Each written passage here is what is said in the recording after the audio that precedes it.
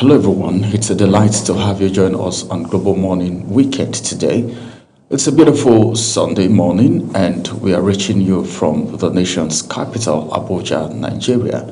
My name is Ramsey Enoch Agbo, and of course, my colleague Sadia Yakubo is here with me today again. Last week it was on a Saturday. Today we are here on a Sunday. Yes. So that's how we keep the ball rolling. Yeah. Good morning, Mr. Ramsey, and good morning to everyone watching us out there. So how has it been? How has it been, rather, from Monday, Tuesday, Wednesday, Thursday, Friday, Saturday, and today is Sunday? What's going on in your area? Hope you're safe. Mr. Ramsey, as we are coming, hope everyone was okay. Yeah, everyone was okay, but then, it's weekend. Sometimes you will think the hustling and bustling starts from Monday and ends on Friday. Probably.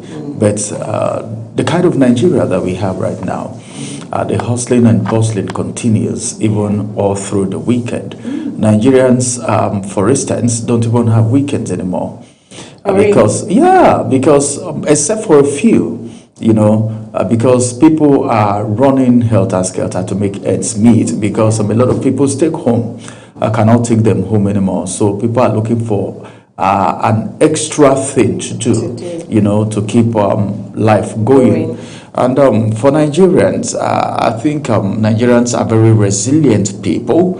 Nigerians are people that can acclimatize to situations. Like a joke, you remember when the subsidy was removed? It was like hell was going to be let loose. But today, we are moving and everything is going on fine. Everybody is managing. Nigerians, I like us for one thing, like you stated earlier, adaptation. We know how to adapt to situations. Any kind of situation we find ourselves, we are able to manage and keep pushing. We have this patience and courage to keep moving, even though situations are not fair to us, like talking about economic reforms and every other thing. But then we keep going. We believe, yes, one day. Yeah, I think they say that's a prayer of the average Nigerian man. One day it go better. And we'll keep longing for that day. And certainly it will come. You go everywhere today. If you see two persons seated discussing anything, it's about the polity, it's about politicians, what's going on. Nigerians, from one administration to the other, they will tell you, well, the next administration may be better. But then, for some, it seems to be getting worse by the day. By the time you said, well, okay, what will happen? Maybe after Obasanjo, it's going to get better. Then you start thinking. Then Yar'Adua came. Then things were going, the 7-point agenda. And everyone was ready to run with it. The ministers, everyone, the vice president. Before you know it, he passed, and Jonathan came on board. And of course, after Jonathan, we all knew the situation that pulled him out. Some persons will tell you, during Jonathan, at least there was money in circulation. Yes, at least money on and all of that. But you hear things like, Nigerians are going to miss Jonathan one day. Definitely. And just like a joke, Buhari came because there was a clamor for a change. And after the change, the Nigerians clamored for. But the truth is this, looking at past antecedent, a lot of people believed in the administration of the late former president of the Federal Republic of Nigeria, the blessing of Buhari. He came, he was the messiah for change. Everyone, that was the tool that was used to push Jonathan aside. And due to the fact that there were so many things going on the ground, he came out to say, well, his ambition is not worth the blood of any Nigerian, a single Nigerian, and he had to do what had not been done in Nigeria before by putting a call across to the then president to say, well, congratulations. And it was, sometimes I keep thinking, people that want to come into power, by all means, we have a lot of them in Nigeria. We could remember how many times the late president contested and couldn't win until that 2015. And we've had other politicians who have actually pushed, contested, not once, not twice. And up to now, some of them have not gotten there. And they are not tired yet. They are still pushing. They are still pushing. You know, some people will come and tell you, it is my turn. I've paid my price. I've paid my dues. It is my turn and all of that. And we are where we are today. So Nigerians, I think we need to keep the prayers going. Yeah. Yeah. But then, I remember having this kind of conversation with someone. He said, please don't tell me to keep praying. Don't tell us to keep praying. Allow prayer. We are tired of praying. Let's see action. It's time for. I was like, no, you can't do anything without praying. Just pray and then have faith in God and your prayer.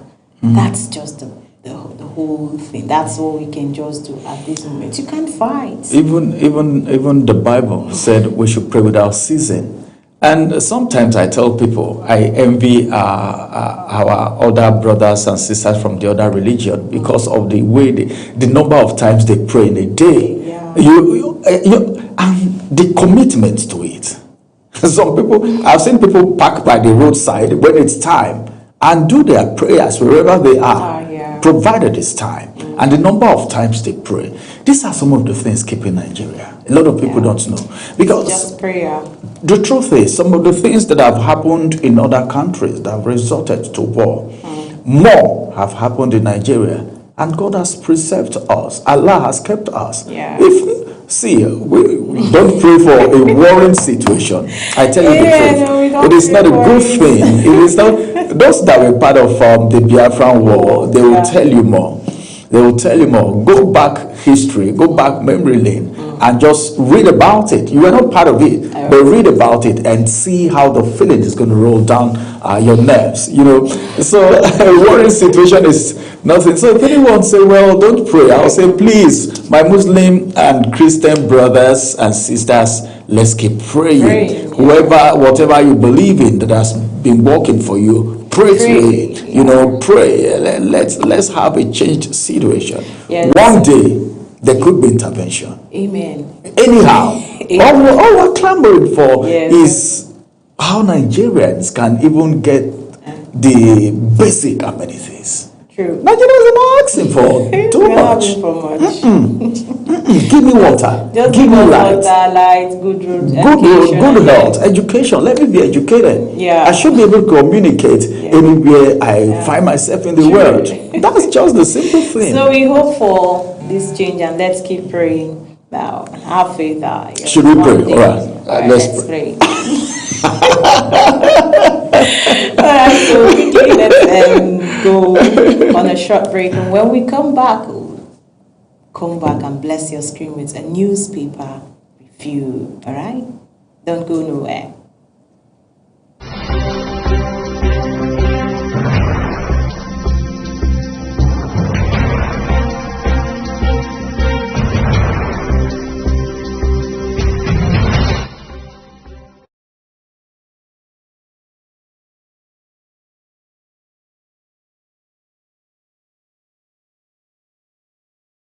Wake up with Global Morning, your daily guide to what's happening and making the rounds. We delve into headlines, newspaper reviews, spot-on analysis, policies, current events, real talk, real issues that affect us all. From the latest trends to the debates, every topic, every angle, Global Morning is where it all starts.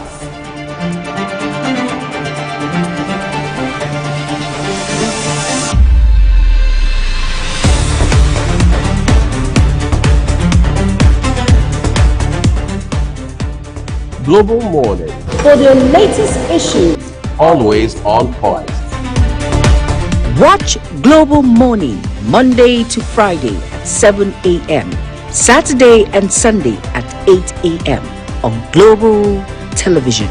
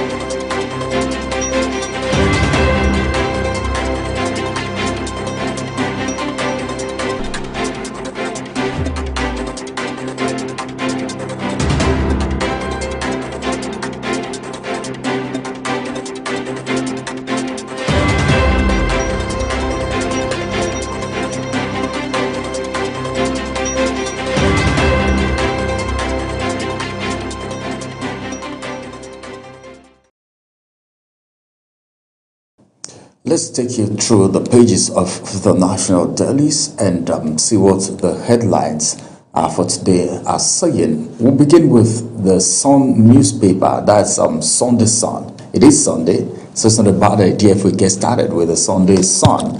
On the Sunday Sun newspaper this morning, we have some headlines, some big stories making round. From the top of the nameplate, we have this one which says, "No offense between APC, ADC." Senator Achonu is the one saying that. No offense, all right? Who is offended? No differences, all right? So if you vote APC, if you vote ADC, you are still voting the same set of people. Probably that's what he meant. But you can pick a copy of that paper and go through it for yourself. But if you say there is no, all right, all ended with C anyway. Then the second story said insecurity, Tinubu doing the right thing, but it seems he's been frustrated. Who are those frustrating him? These are the questions we should ask. Sometimes when people talk about insecurity, I'll feel like maybe some persons are just talking for talking's sake, probably because they've not been affected. If you know whoever it is that is frustrating the effort of any single Nigerian trying to combat terrorism, come out and say it. Exactly, but then no one will agree to come out. Say it instead of just making some kind of statement on the pages of newspaper. If you know these people, intelligent information is what we are looking for. So what are you waiting for? Get out there or get to the DSS, get to the defense minister, speak to someone. It is our nation. Yeah, but then the truth is, as you're saying, if you know the people trying to frustrate the effort of anybody or trying to fuel banditry or insecurity in the country, as you're saying that as well, the Nigerian we have now is not Nigerian of yesterday. That you can just walk into any of these agencies, that is the EFCC, even amongst the EFCC or even the ICPC, defense ministry. The defense ministry, you still have informants there that even if they are ready to withhold your name, to hide your identity, we still have someone inside that would still go and tell some certain group of people that someone with so name, so phone number, so ID brought in your name as a person who is fueling insecurity in the country. And then because of that fear, you wouldn't want to push forward. I think there's a problem. So we are in for it. Just like we said before we went on that break and came back now, that let's keep praying. Let's keep praying. But then instead of just making some kind of statement on the national dailies, he knows if do the right thing you forward. should do. But keep quiet. Then the person should keep quiet. If you don't need to say it. If you can't say anything, just remain. Yes, some people are saying this thing to just buy favor. Yeah.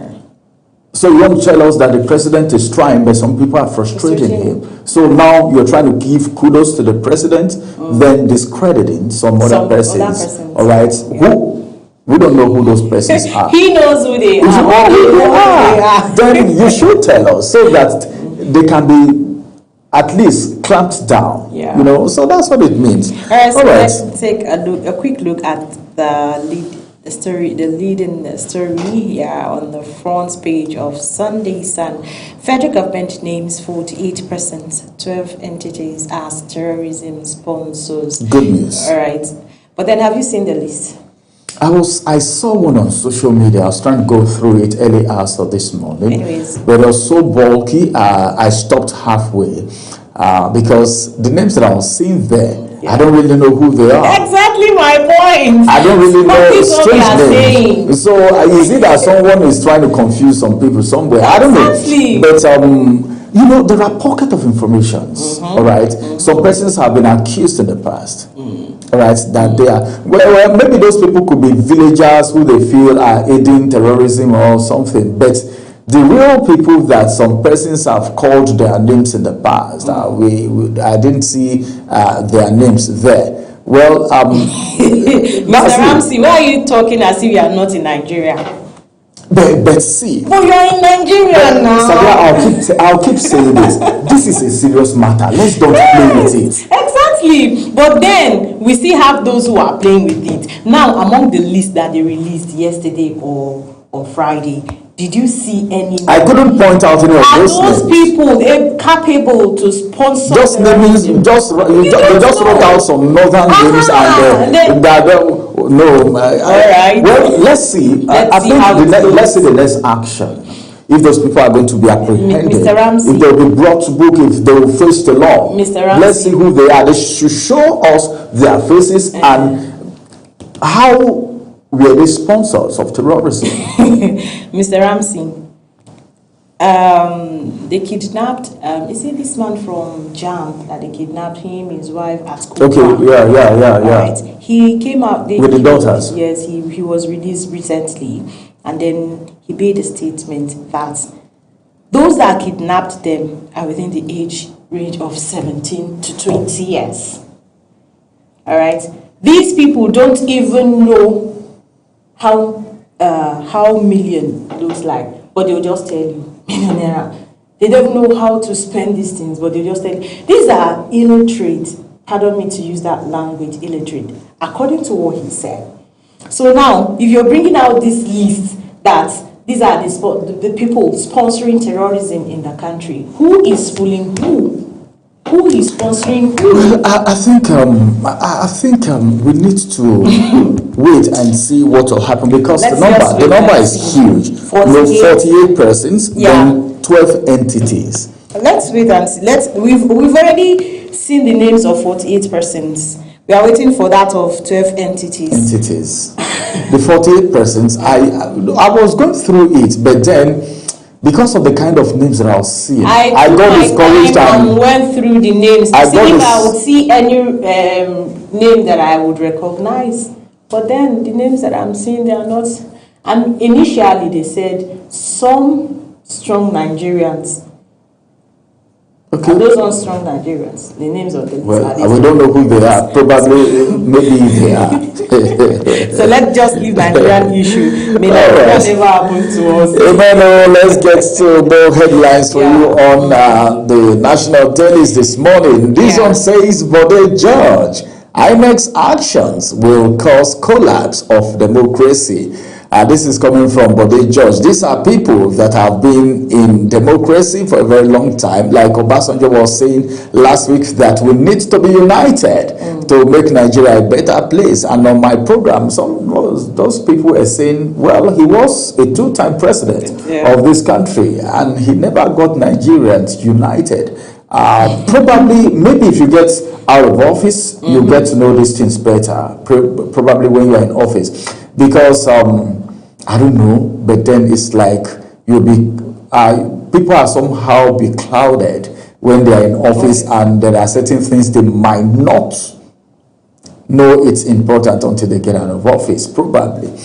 So I think the only time that would have happened was during confab. During Jonathan's confab, when he brought people together, technocrats, experts, professionals, both home and abroad, to deliberate on certain things that will move Nigeria forward, even though it was never implemented because there is no continuity in our government. So long as one person is coming, he will just think of how to pull his own forward and then push the other one aside. So let's quickly take these headlines and then we'll move to the next paper because of time. Red alert in Lagos as Lassa fever then toll climbs nationwide, and that's on page 25 or 26 of Sunday. So next to Kogi, strange death of two young men stirs controversy, and that's on page 4. All right, so Mr. Ramsey, let's move forward to Sunday Vanguard. All right, Sunday Vanguard for you quickly. Let's look at Sunday Vanguard and see what we have there. On Sunday Vanguard this morning, we have some very striking headlines. A deadly counter-assault. Military narrates how General Brimo was killed in Benishek. Then this one says coerce ahead of 2027 as ADC INEC rift rages. And there is a rider to that story, and the rider says Nigeria is facing one-man rule, not one-party rule. Adewale Adebayo is the one saying that he's also an ex-ADC SDP presidential candidates, sometimes you will think these people are speaking from the side of the mouth, which is that of an opposition. And sometimes you will think, all right, sometimes these people are foreseeing something that is going to be coming in 2027. Above the nameplate, this one says Akwara Neo killings. Attackers sent voice note before invasion. That was why I said, may Nigeria never happen to any of us. Imagine attackers sending. But why are you guys not tracking these people? Who are the you guys? Who are the you guys exactly, Mr. Ramsey? Anna. Are you talking about me or the other? How are we going to go about this cyber crime law? Somebody's voice note, meaning the voice note was sent. The person did a voice note, sent it. And these people cannot be tracked? Or is it that the tracking process is going on? Is that what it means? You know, are they going to be clamped down? In Nigeria, we have one language that they always use for situations like this. They are always promising that such things will not happen again. Nigerian government will tell you, we promise such thing will never happen again. If I'm not mistaken, somewhere around last year, same thing happened to one of those officers, soldier, that sent his live location. When and somebody else went to track him. And then somebody else went to track him, and then they killed him there. And then they came out to say, such thing will not repeat itself again. They have one language. Then before Brimo is gone. A general of the Nigerian army. Exactly. So I keep saying in Nigeria never happens to any of us. But sometimes I just sit down and think, what's happening to... See, this is a world of technology. Mr. Ramsey, they can do this, but I told you earlier, I said... Can't these people be tracked? Why would you say? If they can track someone that will go and for cyberbullying, and maybe I will just come and start posting about you on social media, saying you are this, you are that, or sending you voice notes. You just go to the authorities to report, and then before you know, they will track me. So they can easily track me, but they can't track criminals. Like, do you understand? I'm trying to understand. You don't understand. Off camera, I will explain further. But here, let me just take go. Nigeria. I keep saying but the truth is, I don't know. If someone can send a voice note to tell you we are coming to invade, and then he might. And truly, it's because he is no more. I would have loved to listen to his own side of the story. Let's hear what he told them, how he felt that moment. It's only in Nigeria that you see where terrorists will give you prior notice. Look at what's happening in my state. For example, Shiro local government. Last week, they carried out 2 attacks. Same day. Like today, they gave a break of 1 day for everybody to mourn. The next day, the third day, they came back. And yesterday, they went back. They notified them that they are coming. Mr. Ramsey, it sounded like a criminal clash or something. This is just Nollywood. What we used to see in Nollywood. That's what's happening now in Nigeria. And they take lives. They take lives, destroy things. Exactly. They displace people. That's those that are even lucky to be alive. This security issue in Nigeria is what I just can't even wrap my fingers around anything.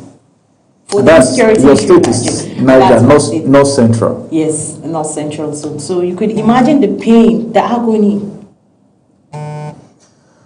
Well, it's a pathetic situation. For terrorists to send you a voice note. I want to believe that he might have forwarded that voice note to either top officials to come to his rescue. Top echelon. Just like the late, what's the name of that general that they killed? No, it's not. Bao somebody. Is it? I've forgotten his name. The same thing. He sent his location, calling for rescue. But they killed him. The criminals tracked down one person among them, sent his location to the terrorists that Israel is, and they went there and got him and killed him. So what are we talking about? It's a serious situation. Tomorrow they will come out on any of the media platforms telling us that they are not security-wise. Nigeria, we are getting better. How? When we have millions of people dying every day like animals, even animals. If you're even slaughtering any animal, you feel pity for them. But these people don't have pity in them. They kill, they don't care. Sometimes the kind of people they arrest, if you look them, like you were saying just now, like the man they kidnapped was saying the people are between 17 and 20. 20 years. What do they know? Who is sending these people? Exactly. How are they getting what's happening now compared to the list of the names they released? Now, I saw it. We don't know. Let's see. Let's just wait and see. Probably we may not know the names of those people. They might be big echelons or whoever they are. But then they might be paraded. Hopefully, they might be prosecuted. So maybe we'll get to know them, and maybe there might be more name calling. All right, let's just wait and see, because even when I was taking the AM news, I came across a report by Mr. Oyi that courts will jail a former senatorial candidate for 10 years for aiding terrorism. Okay, for aiding terrorism. Yeah. It's among the people that we are just prosecuted. But they are just prosecuting him 10 years. For sponsoring terrorism. That he buys petrol sent to them. That is the bandits. Meaning he knows them. Exactly. So there is one thing. What of Sheikh Gumi, this popular Islamic? You were expecting to see his name in that list. because then when this terrorism of a thing, insecurity issue started at Kaduna axis, you always find him going to the bush where they are, saying he wants to mediate, like he's a third party between the terrorists and the government. The federal government, yeah. So what happened? Where is he now? I think it should, I don't know, but I think he's still there. Mr. Ramsey, let's just... All right, please, let's go to the next paper. I wish it's going to be the last one today. I know how you feel. I feel very bad. Every good thinking Nigeria who has blood flowing in his inside will feel the same thing you are feeling. Yeah, that's the truth. Keep telling us. That's the truth. It's it's just like what you said earlier. You said it's because if these things, the insecurity stuff, if you've not witnessed it, like it has not happened, you won't understand the pain. You only be there and be sympathizing with people. You won't understand the pain. We condemn, we sympathize. We condemn, yes. We sympathize. They are always condemning. I condemn, the Susu governor condemned the attack, Susu president condemns the attack, the vice president will come out to condemn. For how long are we going to keep condemning? Well, I think more of action is needed, apart from the condemnation. Now, let's quickly finally take the last newspaper, which is going to be the Nations. Yes, we're talking about the Nation now, so we need to look at the Nation's newspaper. And the star story on the Nation's newspaper this morning says a crisis rocks ADC congresses as MAC faction insists on convention. I won't write to that story. Yeah. And the writer says parallel congress in Kaduna, Enugu, Edo, Ondo, Ogun, consensus in Delta State. You wanted to say something? Yeah, I saw, apart from Kaduna, I think Kogi also had theirs yesterday about this Congress. All right, I wish them all the very best. Our next story, because of time zone, of troops got intelligence 3 days before. You see what we just spoke about.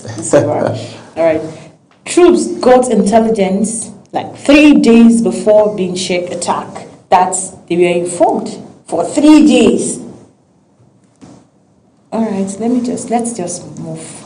All right, federal government names Mamu Ansaru IPOB 45 others terror financiers. I think I need to go back and check that list. I'll recheck the list again for the names of Mamu Ansaru IPOB and 45 others. related to the insecurity crisis we're having in Nigeria. But the truth of the issue is the insecurity in Nigeria is nothing to write home about. No. Government cuts import duties on cars, rise others in 2026 policies, and that's on page 5 of the Nation newspaper. Wike Group takes over as police until PDP secretariat. Turaki faction kicks. Well, the issue of factions, I don't know. I think we'll talk about... I was thinking about, okay, APC doesn't have a faction. I think only APC for now. Yeah, they don't have factions, but then they have their... I think the faction is more common with opposition parties. Yeah. Not all opposition parties, but any opposition party that is trying to become strong. Anyone trying to become strong, yeah, gets an opposition, a faction. They break into two. So that they won't have... Who is breaking who? It's still insiders, Mr. Ramsey. They still use insiders to break them apart so that they won't even have the strength to come and contest. They won't have the strength to say, okay, we are going to win the upcoming election. Well, they won't have that strength to say, okay, we'll bring the president or the ruling party down. It's when they break them into pieces. When you go to Bani, see how butchers everything part by part. That's how they are doing. So that's parties are being butchered. So part by part, so that it's when you come together, it's when you're united that you have strength to fight. But once you are broken, it's just like egg or breaking a cup now. Bringing everything back together is a problem. So that's what is happening. But I know we'll talk about that in our next segment. You know, during secondary school days, you know, we used to crack a lot of joke. You know, when you are in the midst of intelligent people, they say a lot of things. They just, you know, some kind of call you out. You're speaking in master clinic English, you know. Then some persons will tell you, do you know that a broken bottle has no mechanic? So if it has, they'll just, once you break any bottle, they'll go there and fix it. But having multiple factions in all these political parties, Mr. Ramsey, it's just like destroying them. They are still using insiders to scatter the party. So what do you think is responsible? Money? Of course, number one, money. Now I'll offer you billions of naira. I will say, Mr. Ramsey, take. You're a member of party ZZZ. Make sure you cause conflict in that party. Make sure you butcher them, like I said earlier. You accept the money. But it's a lot of wisdom. Maybe you need 50,000. What's 50,000? Maybe you need 50 billion. 50, okay. Or 50. $50,000 is something. $50,000. Maybe you need it, and then someone is offering something 200. You would collect it now because you sort out your problem, financial problem, $50,000, and then you still have some left remain. So you now calculate, if I'm still with these people, I won't get that money. So it's better I collect my money and then destroy these people and go my way. I'll just sit and be watching them. Anyone that come and say, yeah, I'm with you. This one can say, yeah, I'm with you. And that's all. That's what's just because of money. Selfish interest. Selfish interest. Yes. I wonder why people can be that greedy. This same money, one day you go 6 feet and you leave it behind. Hey, Mr. Ramsey, it's just you and I and every other person out there that has the same thinking faculty like me and you, that thinks like a normal human being, that will only utter this statement. Every other person out there, most people out there are just thinking about themselves. But I think some people are living for money. Money is using some people instead of the people using money. They can do and undo. Some people can do and undo. And I sometimes I sit down and I think, does it mean there is a particular amount of money you have that your conscience become dead, or you don't think well anymore, or I don't know, sometimes that's how I think. Because some persons, I know, I've not seen anyone that has ever said, I'm satisfied with the amount of money that I have. You know, because everyone will keep looking for more. Yeah. You know, but then there are times that I think some persons, there is an amount of money they have that they don't think straight anymore. The money rules them. They do what the money asks them to do. Yes. You see money, you see power. Just avoid them. Power and money. Power and money. Position. Position. Mr. Ramsey. People get position and they will behave as if they will be there forever. It's when they then leave that place or they no longer have their that. eye will be clear, trying to settle with one or two persons there. Oh my God. Well, politics, Nigeria politics, leadership, position, authority, leadership, money. We need to be careful with how we handle and associate with these things because, well, there is always a day. There is always a day. Just like you don't know how you were born. All right, how you came into this world, you never decided your sex. I want to be a male, I want to be a female, I want this person to be my father, this person to be my mother. You never decided that. So you can't decide the day that you would leave this world too. All the luxurious cars, all the terrorism financing, all the wickedness, everything. You're going to be answerable to your maker someday. So we just need to at least have conscience, every one of us, all right, and be our brother's keeper. We should love our brothers. If you hear something, say something, and of course, let this terrorism become a thing of the past. All right, everyone, we'll go on a quick break now. After this break, when we return, we'll get to talk about something very important. We'll have two discussions for you today. We'll be looking at the energy sector. Energy is one area that affects almost everything in Nigeria. By the time the price of oil, for instance, fuel, skyrockets, it affects almost everything. There was an argument this morning while I was coming to the office. Some people were saying, if the prices of things goes up in Nigeria, it doesn't come down anymore. And some persons were like, this one, if it doesn't come down, the people are going to hit the street. Then the other person said, hit the street. Well, that is social media. It's not going to work in real time, whether you like hit the street or something else. So we're going to be looking at the energy sector and of course what is happening to the oil, fuel, you know, crude and all of that. Then don't forget that political crisis is also brewing, all right? Party opposition, 2027 in focus, all of that. That's going to be our second conversation as we have experts join us on the conversation this morning. After this break, all right? All right, then before then, I think I have something special as well, a breakfast show for our viewers. That's good. Yes, taste and texture. Teach them how to make yam and the eggs also. Don't go nowhere. Relax. I refuse to salivate. You must at least to calm your nerves about Nigerian insecurity and other issues. All right, let's take a quick break. We'll be back.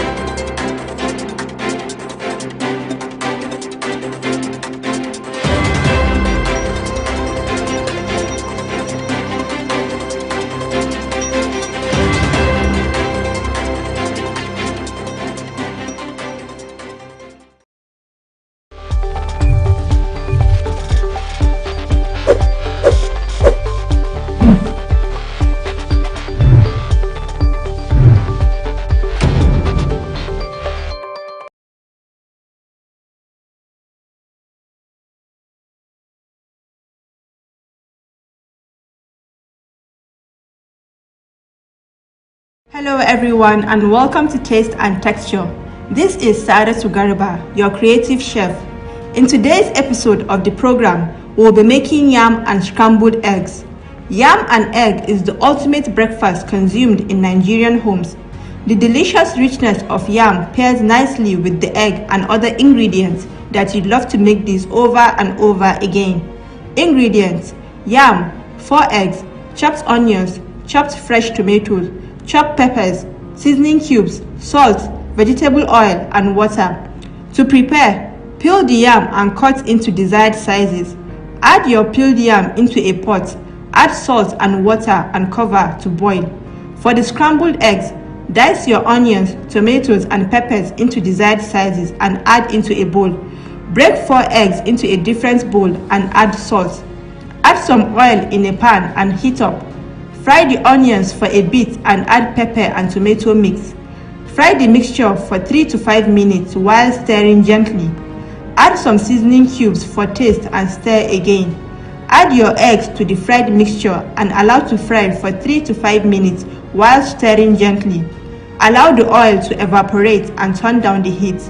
There you have it, your yam and scrambled eggs is ready. That's a wrap on today's episode of Taste and Texture. I hope you enjoyed these culinary demonstrations and trust you will try this recipe at home. Be sure to join me again for yet another taste-friendly delicacy. I am Saadatu Garba, your creative chef, saying thank you for watching.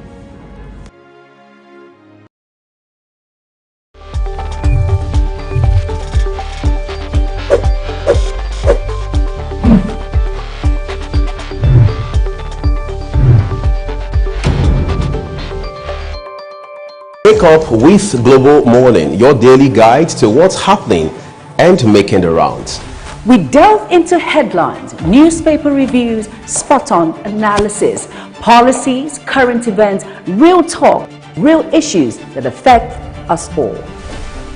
From the latest trends to the debate, every topic, every angle, Global Morning is where it all starts.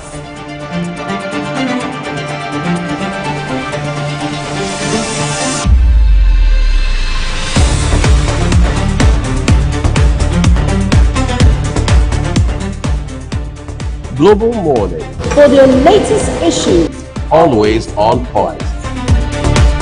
watch Global Morning Monday to Friday at 7 a.m., Saturday and Sunday at 8 a.m. on Global Television.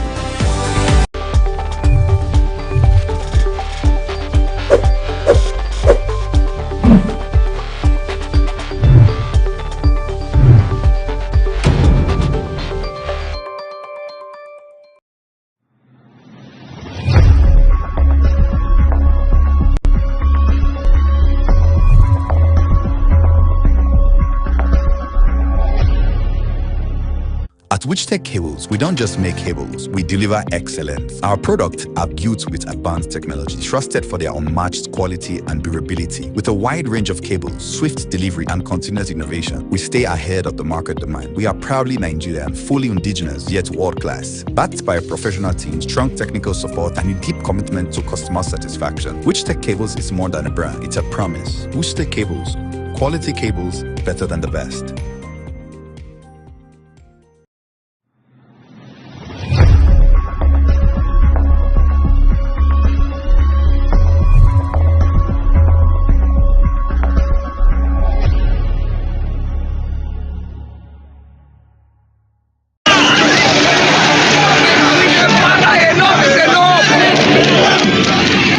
In an age of breaking news, you need a trusted source that prioritizes accurate, factual, and unbiased reporting. This is AM News, and I am Ubong Usoro. On Global Television, our news is rooted in verified and authoritative storytelling that keeps you educated, informed, and enlightened on all the issues that matter to you. I am Sadia Yakubu. This is Midday News. You can trust a multi-platform news broadcast, real-time and fast-check stories for all the big local and foreign headlines round the clock. I am Ramsey Enoch Agbo. This is News Express. Our array of anchors delivers the news to our teeming viewers, breaking it down with context and perspective. This is News Cycle on Global Television. I am Anieti Patrick. And the flagship news is your hub for the day's most engaging stories. This is News Prime, and I am Jumai Manson. Did you miss any of our news rounds? No worries. Catch up at 10 p.m. and midnight, 7 days of the week. I am Mukhtar Kasim. Global TV is on DSTV channel 365 and Star Times channel 276. We're active across all social media platforms at Global TV NG. Global TV News, accurate and unbiased. I'm Uyi Agmofwebe.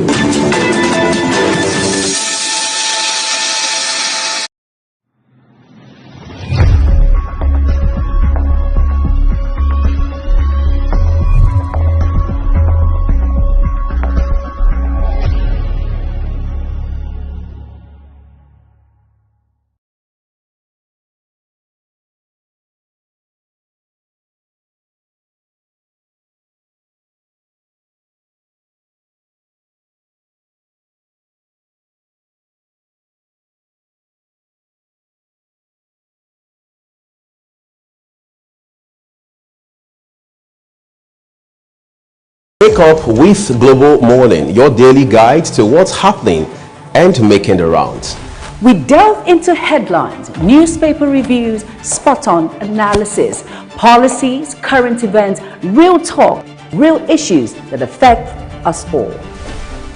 From the latest trends to the debate, every topic, every angle, Global Morning is where it all starts.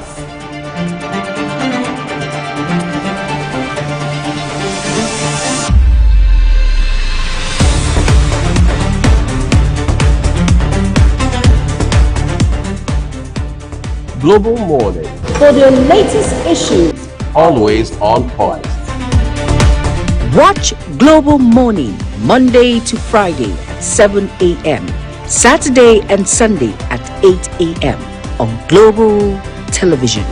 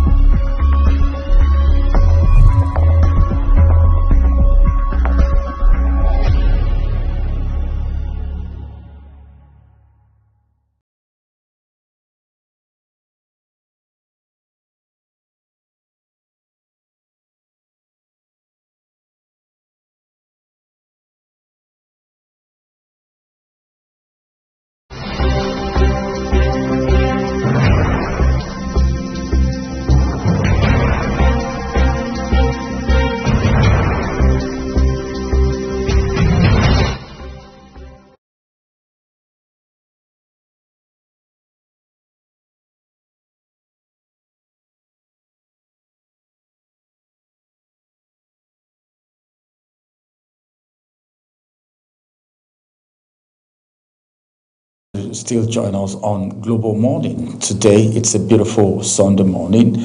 And of course, we want to look at what's happening the energy sector. There's so much happening with the energy sector at this point in time. But then, if you look at the fight between Israel, I call it Israel-US-Iran war, as a matter of fact. But then, the truth be told, Nigeria as a nation, there are some things that are expected of us, especially that we are the giants of Africa, so blessed with natural resources, so blessed with intellectuals. We are so blessed with a lot of good things. We have the crude oil in Nigeria here. The only thing we don't have is the refinery, which we are hoping that we would have someday, even though We had 3 which are not working. Well, I think even more. But then, that's by the way. Let's look at the Iran war and its impact on our economy as a people. One area that you can't take away if you want to talk about the impact of that war on the economy of Nigeria is in the area of our crude. Positive impact, you talk about negative impact too. Some people may be saying, well, the price of crude oil at the global market is a blessing to Nigeria. Good, beautiful, that's true. But then, what is the outcome? How is it affecting the average Nigerian? Is it making some persons rich and some persons poor? Are some persons crying and others are rejoicing? These are the kind of questions we should be asking ourselves as a matter of fact. But the truth is this. The price of fuel in Nigeria, I was speaking with someone a few days ago and the person said, well, I told someone when subsidy was removed that here in Nigeria, we are going to buy fuel, PMS, for as high as 1,000 naira someday. And the person said, no, it can never happen. But today, do a check within yourself. How much is a liter of fuel today? For those who buy, at least if you don't buy, you move from one place to the other. You bought vehicles. You commute.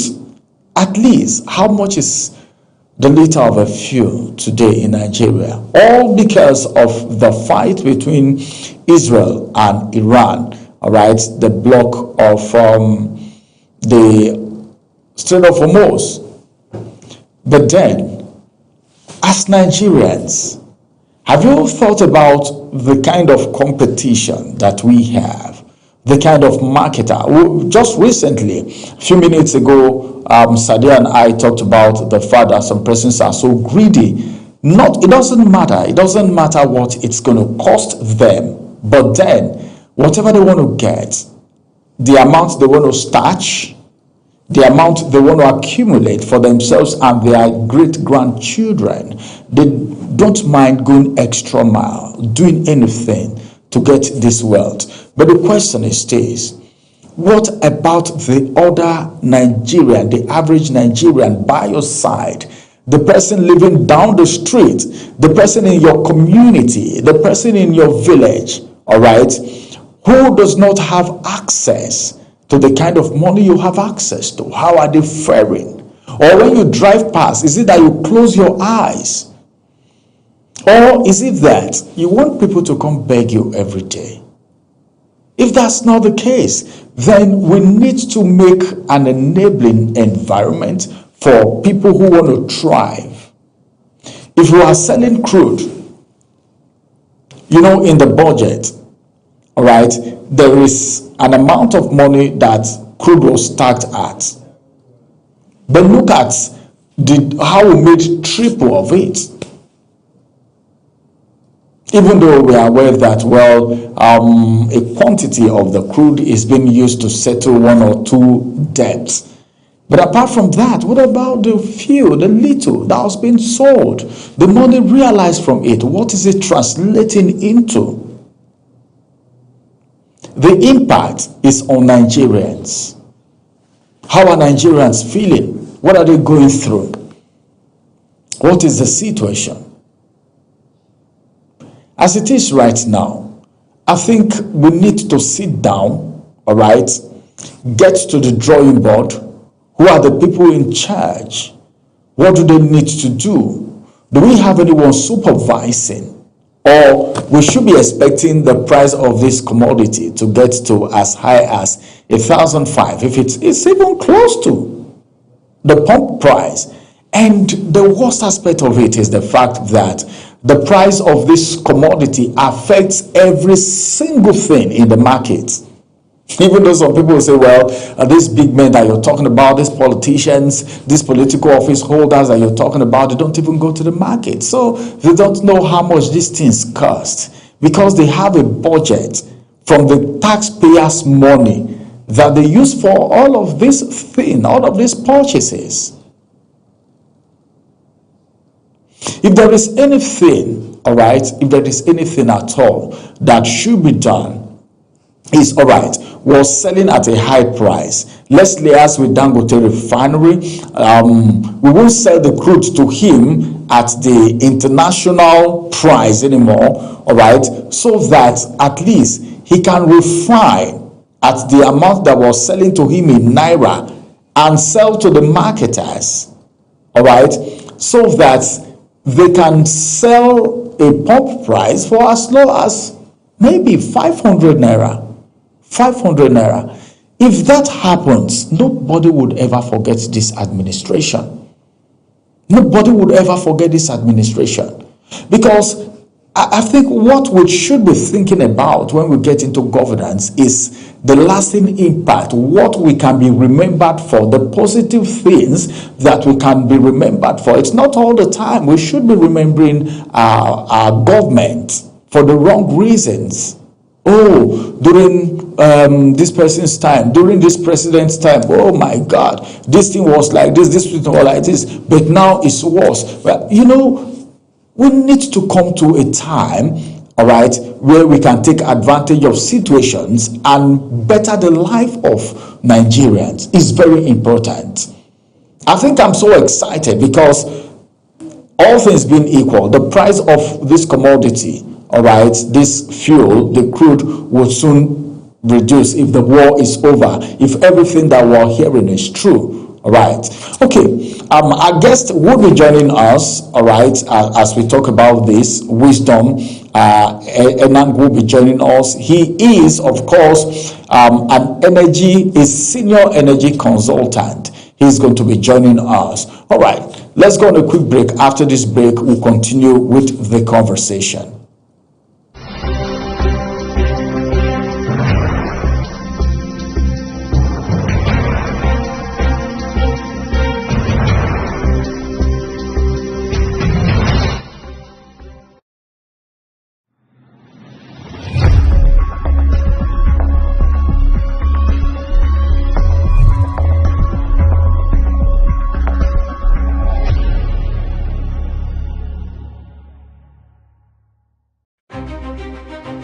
At Erojim Shoe Factory, excellence starts from the ground up. Located at number 1 Pound Road behind Nigeria Correctional Service, Aba, Abia State. We produce 1,500 high-quality shoes every single day. Paramilitary shoes, safety boots, desert boots, ankle shoes, back-to-school footwear.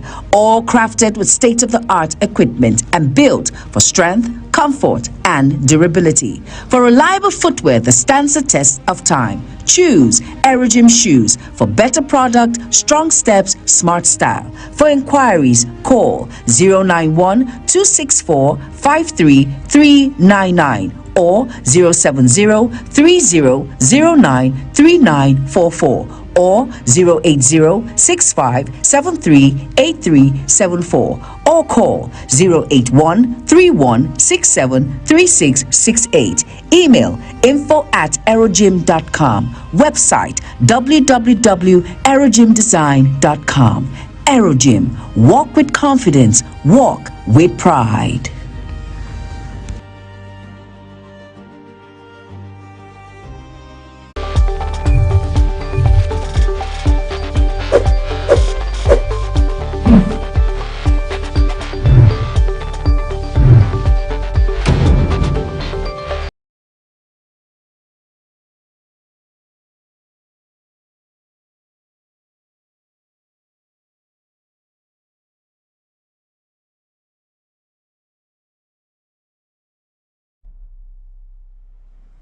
Our language, our vibrant culture and colorful tradition, our industrious and hospitable people. This is Nigeria, a nation that prides itself in abundant human and natural resources. From east to west, north to south, we sparkle, we shine, we have a common bond. Fellow Nigerians, let's do away with ethnic, religious and regional sentiments that divide us as a people. God has blessed us and empowered us to find strength in diversity. Let's make our faith and way of worship our source of unity as we build our nation that stays united. Nigeria, together today, together always. This is a public announcement brought to you by Global Television.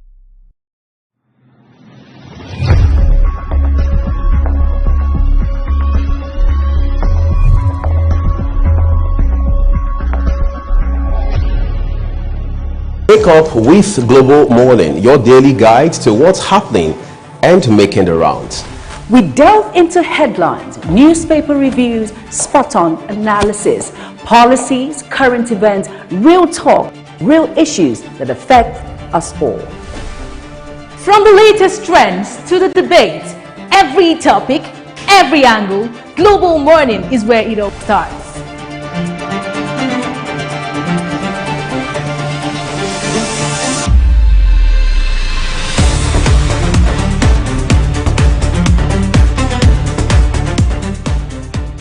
Global Morning, For the latest issues, always on point.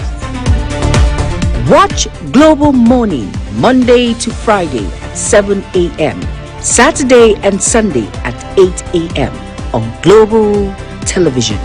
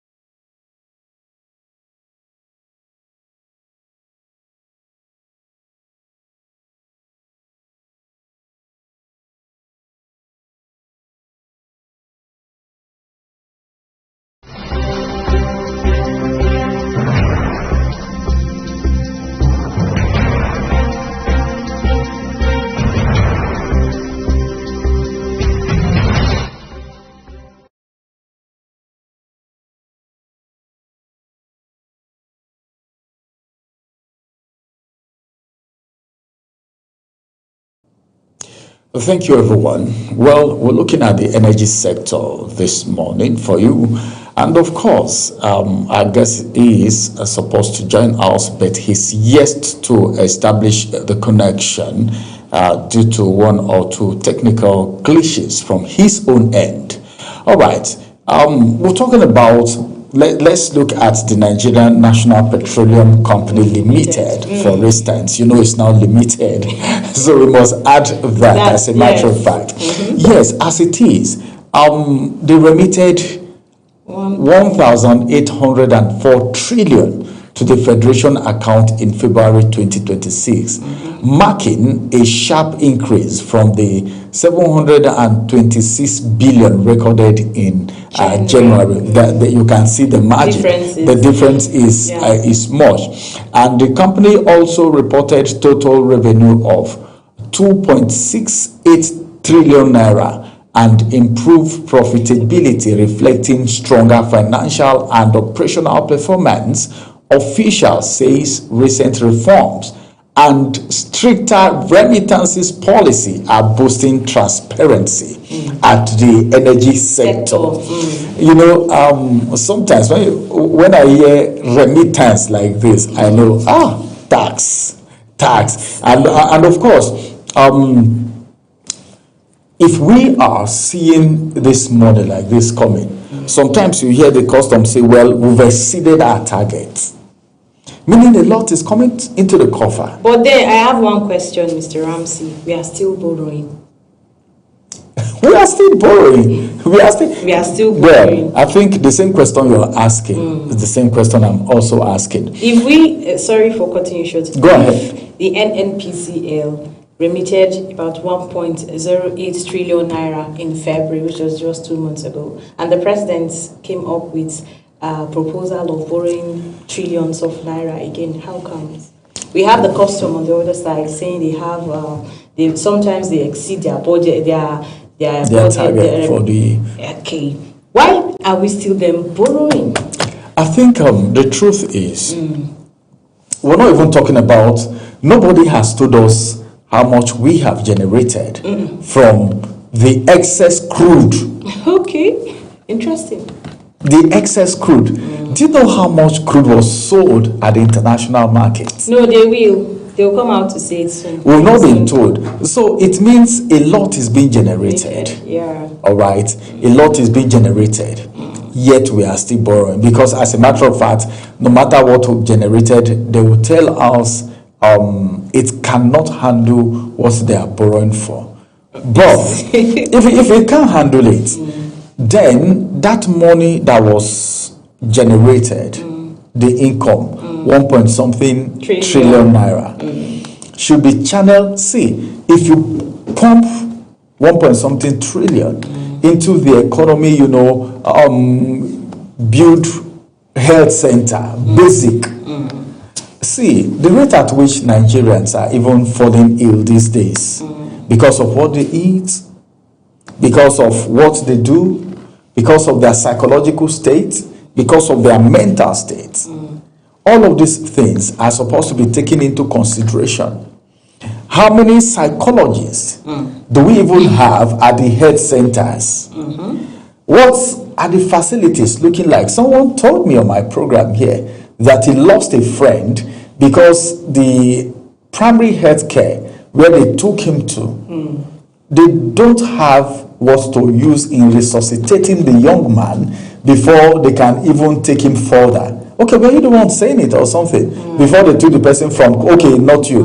Before they took the person from Kogi to Abuja after the accident or the incident. I think I'm trying to recall the discussion. Yes, the person gave up because the health center they took him to in Kogi, there were no facilities to take care of the young man. I think somebody said it. And the same thing is applicable to other health centers. There was a time I was working with an NGO, and we have to move from facility to facility. In fact, our hours was even malaria, but we need health workers. We're working with health workers, and there are facilities that need to be equipped so that you can do your RDT. At least that one is instant, to do your test and all of that. But majority of these facilities, you can just see one ugly looking structure like that. They will tell you that is their health facility. You go there, nothing in there. Maybe the health worker attached to that place, or so these are basic things. If this kind of money is coming from the energy sector, the oil and gas, then these little things should not be something that we would sit down and be complaining about. Mr. Ramsey, I want to. You're in Nigeria, I'm very sure. Yes, I am. You know what's happening in Nigeria, so I think it's elaborating or telling this and this. Look, Nigerian health sector, I don't know. Let's keep praying for miracles to happen. But Nigerian health sector, I think if it's not gone 100%, it's almost gone. All right. Now, what we are doing is people build private clinics, private hospitals. And when you go to these private hospitals, they are very expensive for a poor man like me or an average man like me. Now, if I'm to run to a private hospital with maybe 50,000, they will tell you, you need to buy a card. And that card alone, if you hear the price, it's, let's say, 10,000 naira for the card. And I'm only... That's just 50. A card? Yes, I'm having 50,000. For middle class person, that's minus 10, you have 40. 40. All right. Then they will run tests to know what's the problem. 12,000. 12,000. Some might tell you 20. 20,000. That's 30,000. Depending on the kind of test they want to conduct. That's 30,000. I'm left with 20,000. After the test, they will now start telling me, all right, these are drugs to take, and everything. At the end of the day, my sometimes you even pay for consultation. I was at the private. Yes, all they right. told me I need to pay for 20,000. consultation before the doctor sees. That 20,000 now consultation. You need to pay for consultation. That's the consultation fee, and that's 50,000. All right, done and dusted there. What about the drugs? After the consultation. After the whole test.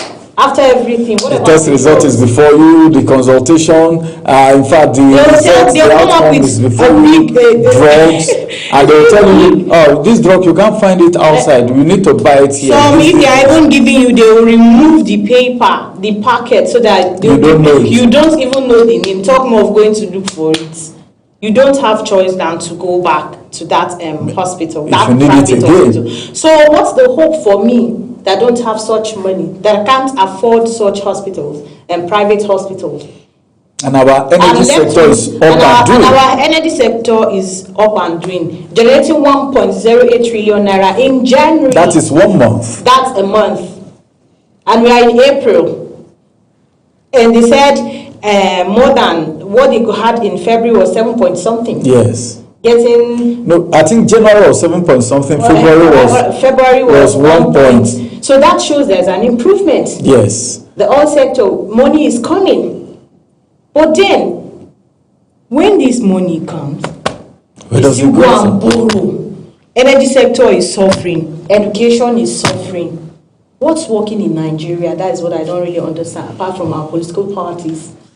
Okay, the only thing working in Nigeria is no wonder everybody is running to join one political party. Are you sure you are not going to run for member? You too, so that you go to politics, because some of the kind of things that go on in politics. Health sector is not working. Education is not working. It's always on paper. You only hear on radio and TV sets what they will do this, they will do this audio promises.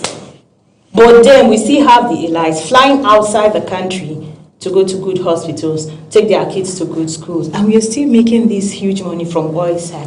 The painful aspect of the whole thing is this oil we're talking about, this energy sector that we're talking about. Oil, we're just looking at the oil. Let's not even go to agriculture. No. We're not just talking about other things. We're just talking about oil.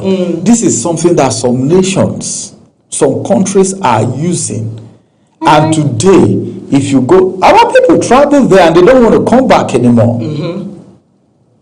The same thing that we have in abundance. Yeah. Some people will tell you the kind of resources, natural resources that we have in Nigeria, you don't have in other countries. I don't want to say most of these insecurity issues we are having, I don't want to just go deep, but we have more to it. And it has to do with our natural resources. So they said. Yes. So all the areas you've been hearing of banditries, kidnappings, banditries, the insecurity in general, those are areas where we have natural resources. Right? So, I don't even know how to start explaining further. If you don't see me from here, better look for me. Where will you be going to? Call me. Make sure you do video call and you are sure it's me. So that they won't be waiting for me outside. No, they can't. No one can. They'll be like, she's trying to, to leak secrets. Yes, so. But then it's obvious. It's in the media space. Everyone is saying it. That there are places that they are complaining of banditry and all of that, but helicopters are flying in and flying out, as a matter of fact, but then you look at all these things and you'll be wondering and you'll be thinking, why is all these things happening?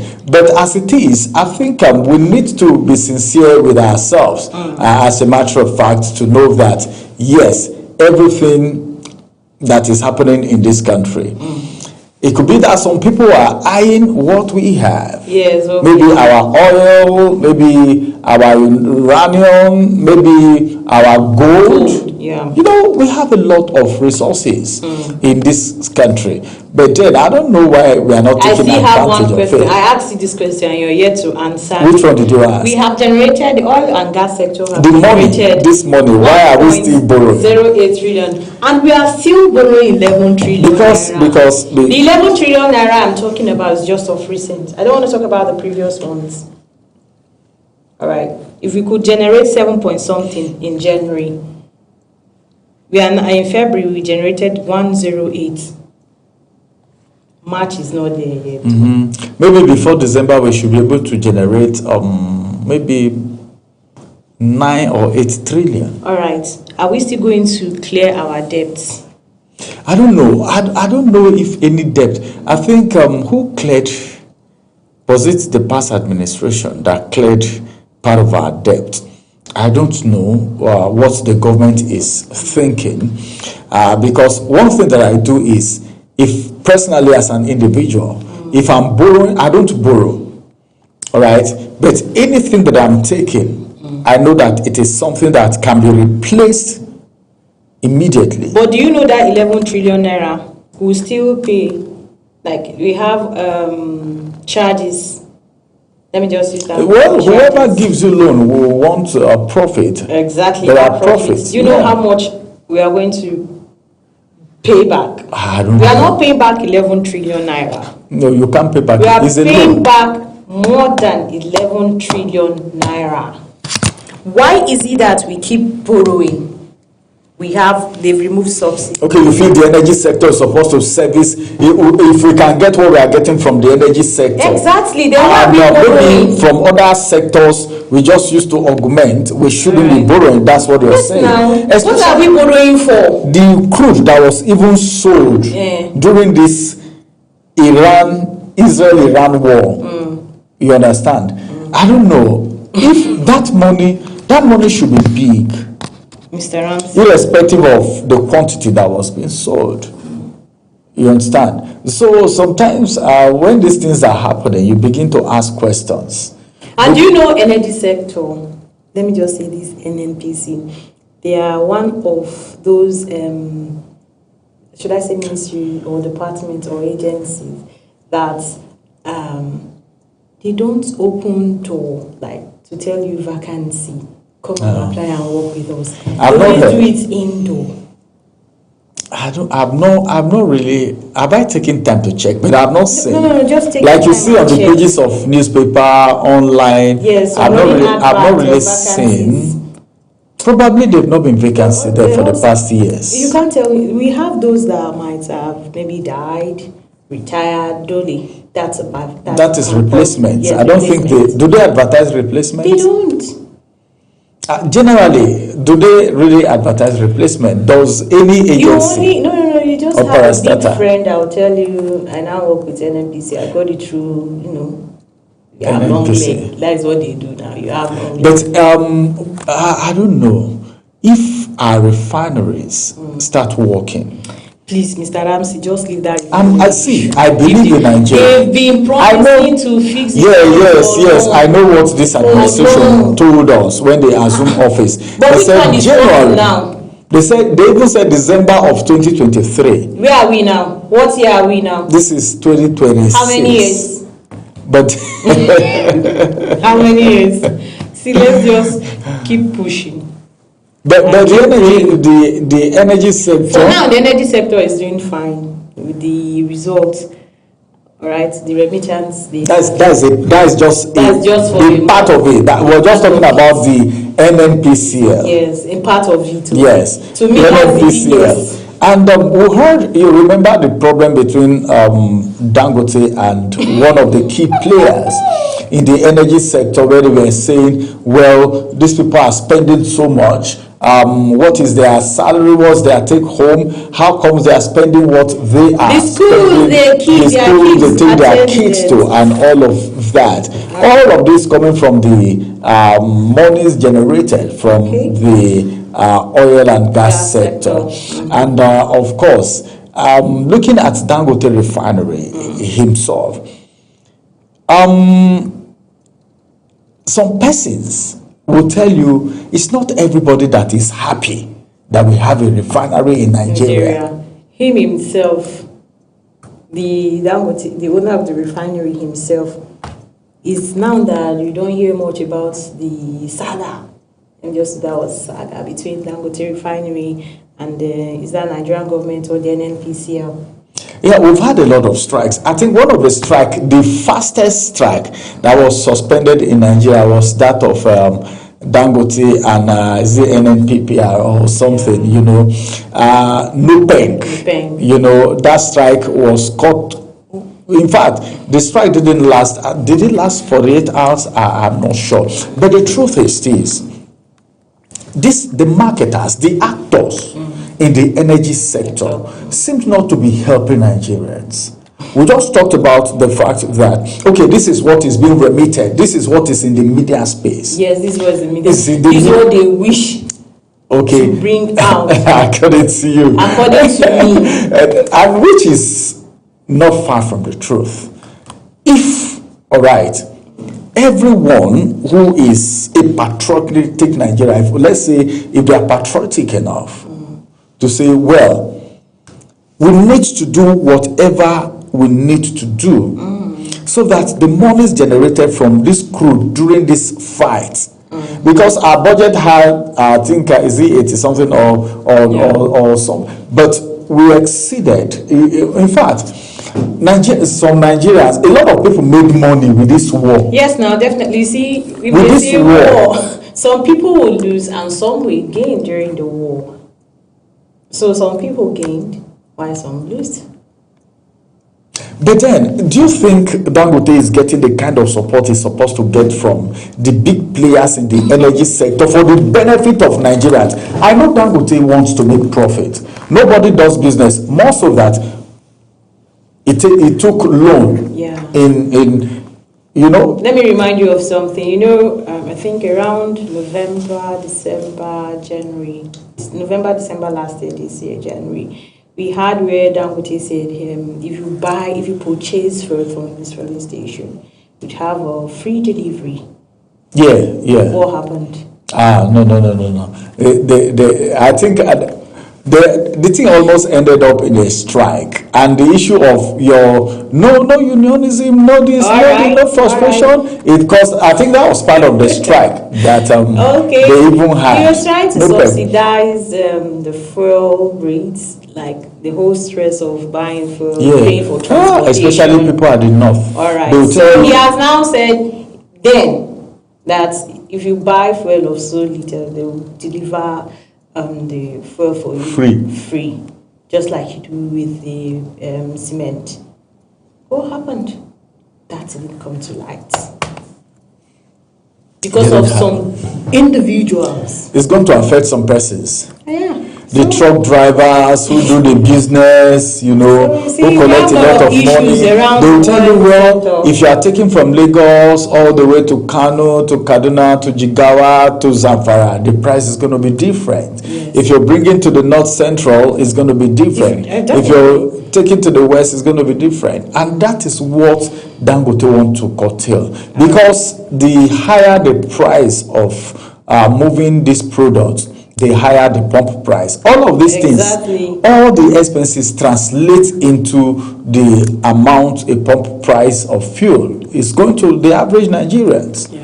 And at the end of the day, this thing trickles down to the average Nigerian, even to the peasant farmers who need to move their product from one place to the other.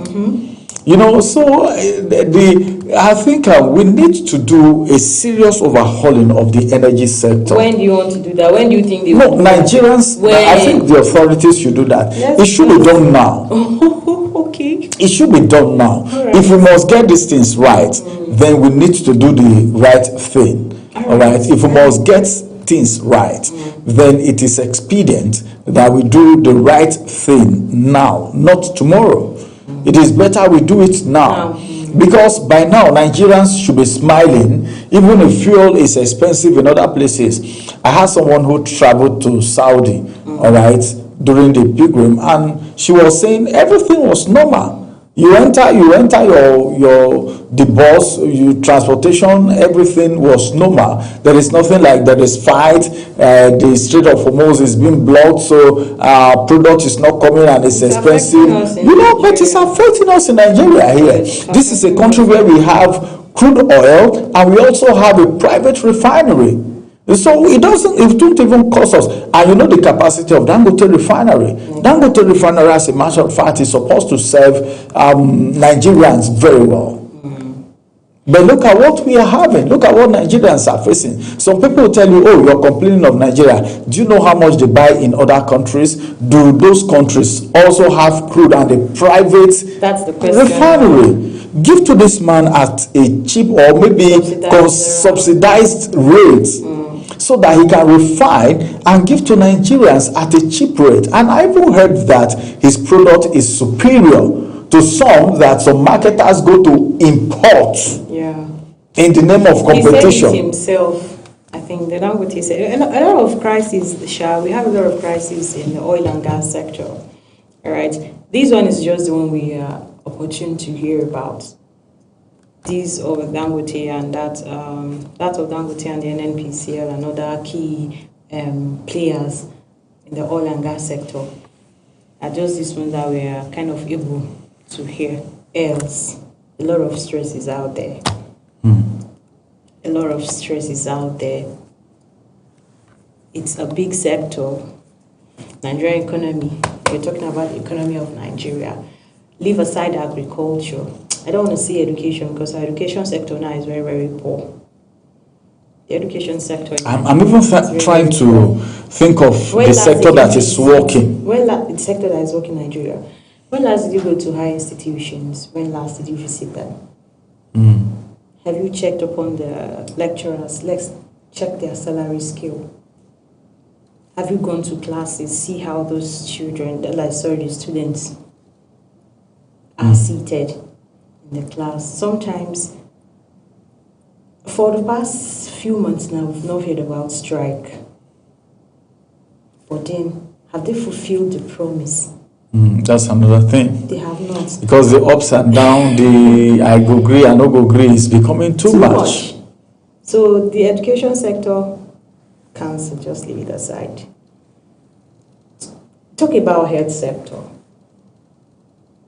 That's another important sector. It's also not working for a commoner. You go to, last week I saw where one man came out. He's from my state. He said he took his sick wife to the hospital, a government hospital. I don't want to mention the name. All right.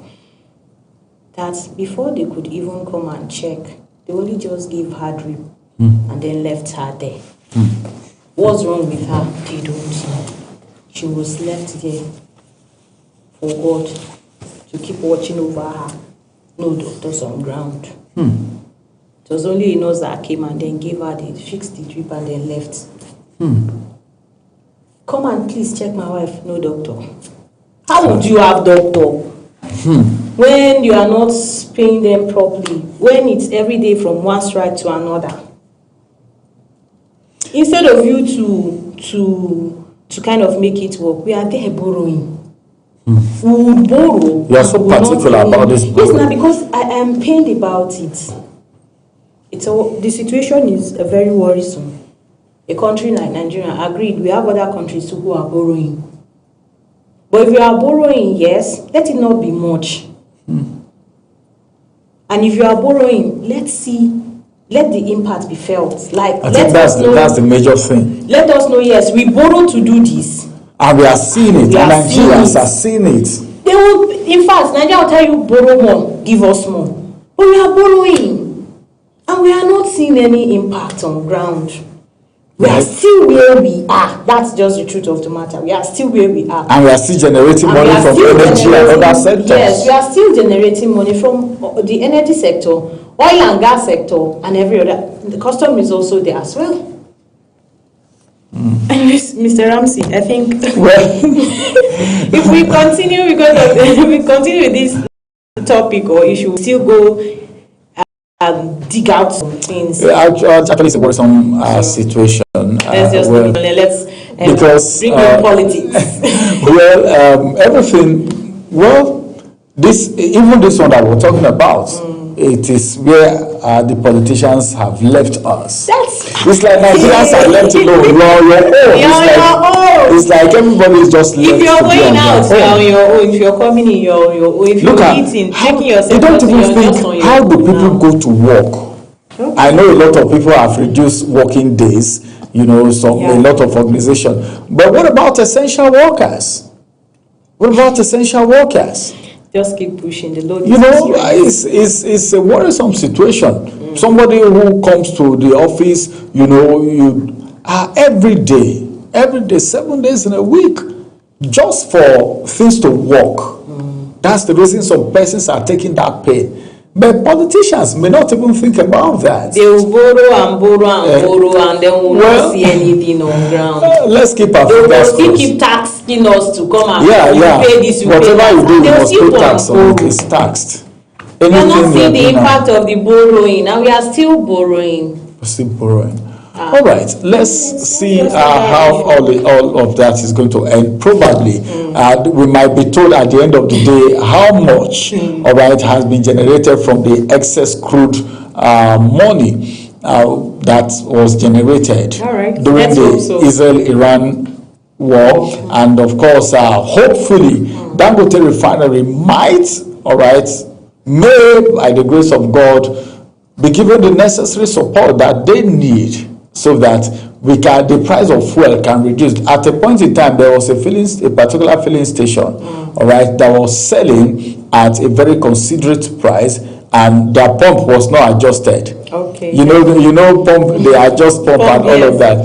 That pump was not adjusted, and some persons are tested to it, and the queue is something else. Okay. The queue is something else. All right, let's just keep our fingers crossed and see where all of this is going to end. That's the size of the first conversation for you today.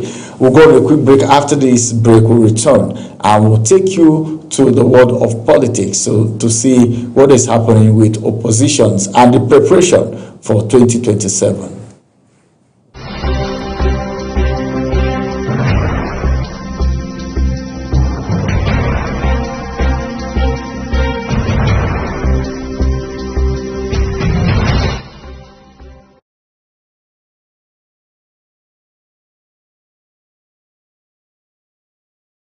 Wake up with Global Morning, your daily guide to what's happening and making the rounds.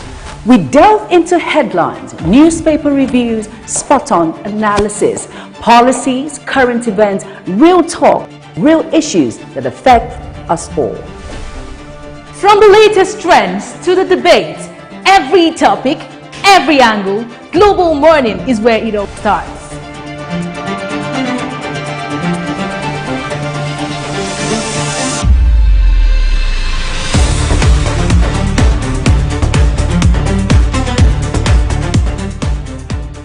Global Morning, For the latest issues, always on point.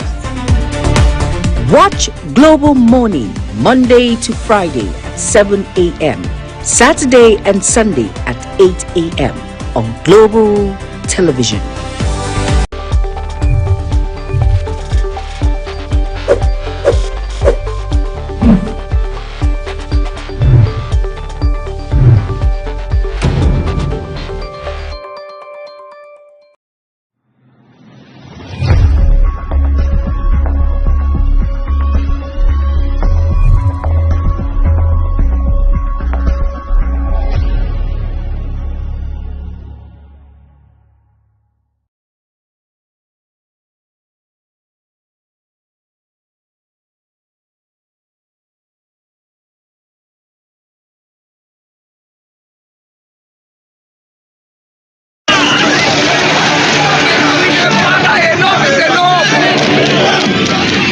In an age of breaking news, you need a trusted source that prioritizes accurate, factual, and unbiased reporting. This is AM News, and I am Ubong Osoro. On Global Television, our news is rooted in verified and authoritative storytelling that keeps you educated, informed, and enlightened on all the issues that matter to you. I am Sadia Yakubu. This is Midday News. You can trust a multi-platform news broadcast real-time and fast-check stories for all the big local and foreign headlines round the clock. I am Ramsey Enoch Agbo. This is News Express. Our array of anchors delivers the news to our teeming viewers, breaking it down with context and perspective. This is News Cycle on Global Television. I am Anieti Patrick. And the flagship news is your hub for the day's most engaging stories. This is News Prime, and I am Jumai Manson. Did you miss any of our news rounds? No worries. Catch up at 10 p.m. and midnight, 7 days of the week. I am Mukhtar Kasim. Global TV is on DSTV channel 365 and Star Times channel 276. We're active across all social media platforms at Global TV NG. Global TV News, accurate and unbiased. I'm Uyi Agmofwebe.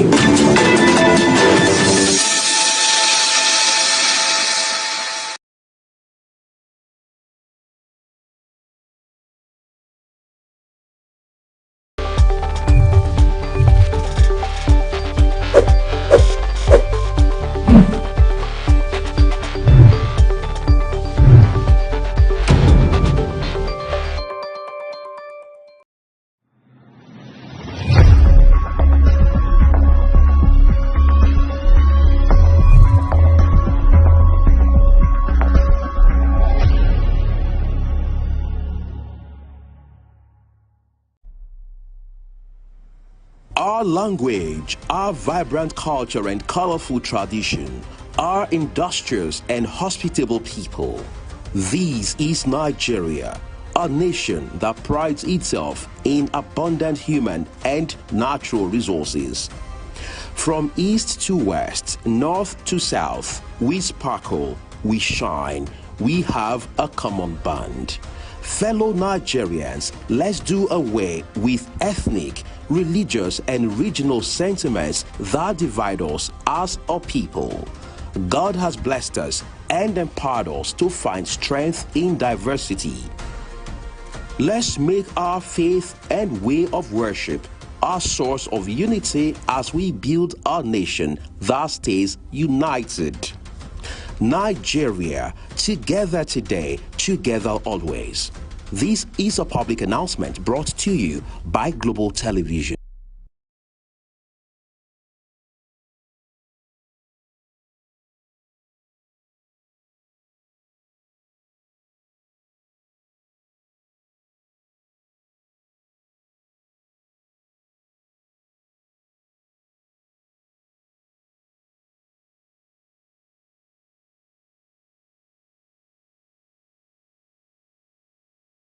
Wake up with Global Morning, your daily guide to what's happening and making the rounds. We delve into headlines, newspaper reviews, spot-on analysis, policies, current events, real talk, real issues that affect us all. From the latest trends to the debate, every topic, every angle, Global Morning is where it all starts.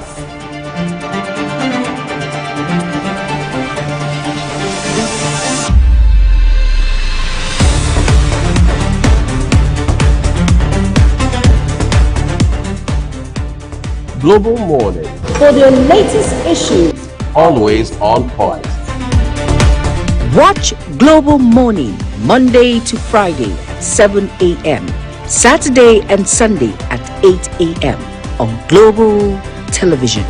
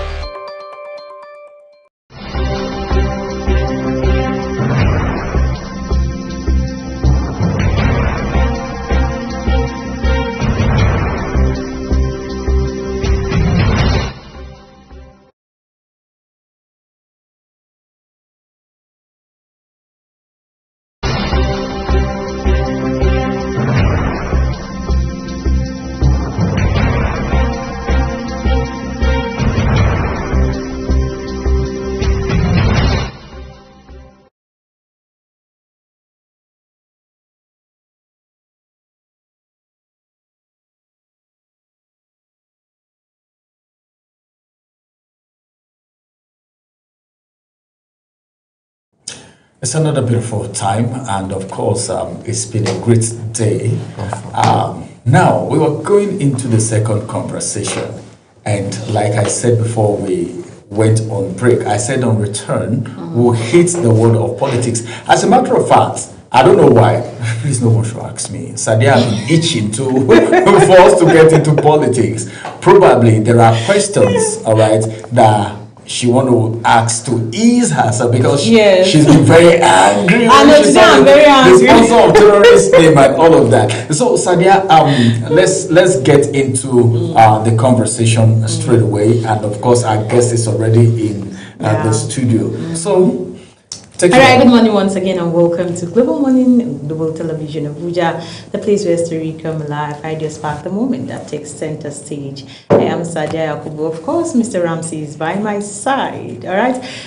We will be your host for the next few minutes, DSTV, channel 365 and Star Times, channel 276.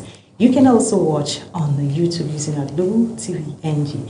So quickly on this segment of the program, we'll be talking about internal party conflict, opposition struggles amid 2027 election race. So first, let's go. Let's understand the topic. What's internal party conflict? We always see on TV screen this faction and this faction having issues. So people are, what's the really cause? What's the cause of that issue? Why is it that they always quarrel? They always have disagreement. So internal party conflict means disagreements, divisions, or struggles within a political party.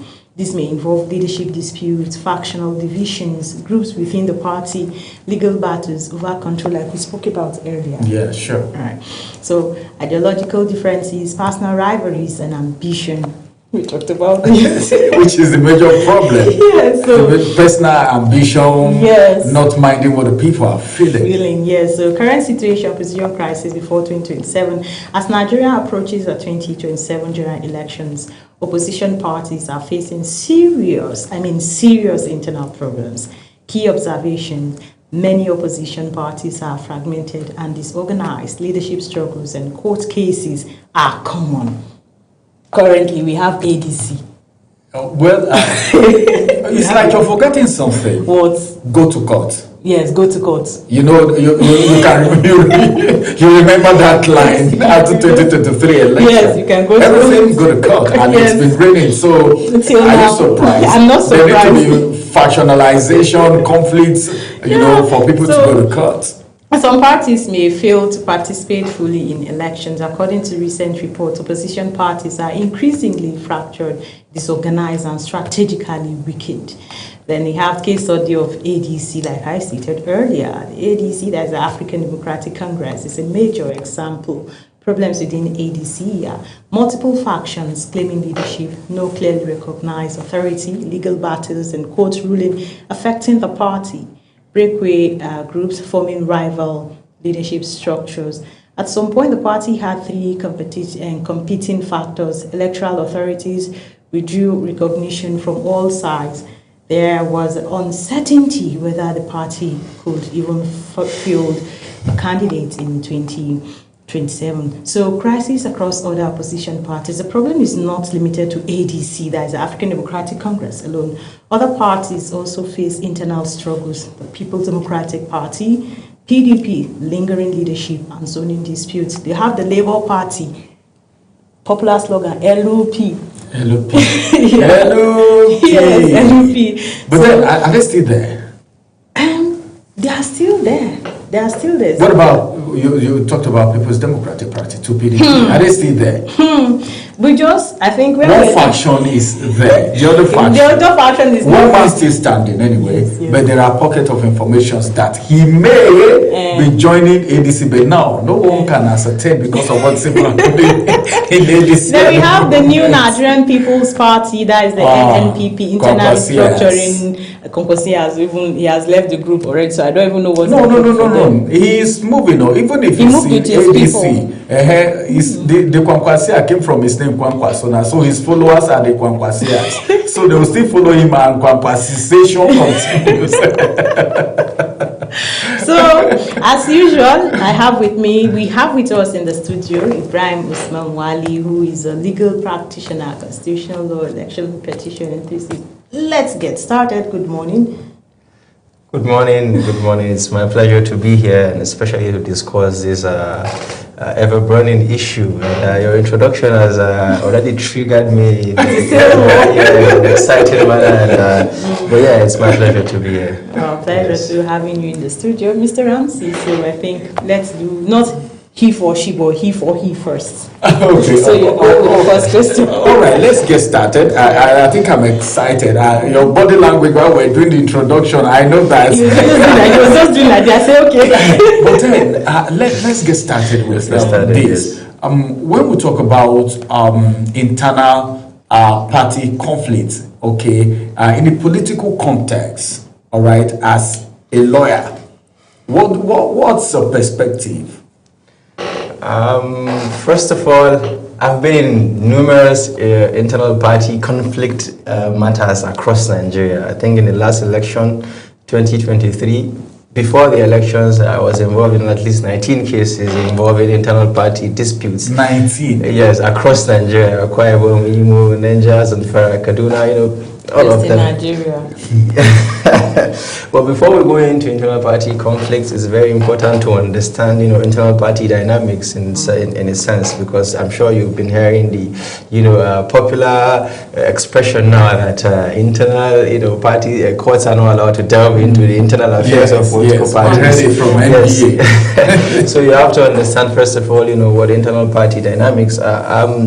Obviously, political parties are only vehicles through which you can ascend into a political office in Nigeria by the Constitution itself. If you look at Section 222, but also it is also important to state that the Constitution of Nigeria, is the gronom of the country. It's the document that allows for individuals to assemble and associate freely and register themselves as a political party. So it is a voluntary exercise, and that is why courts are reluctant in entering into these agreements. So you can come together and form a political party. Obviously, if you qualify, you apply to INEC, you come together, you have to ensure that you have representation across at least 24 states in Nigeria.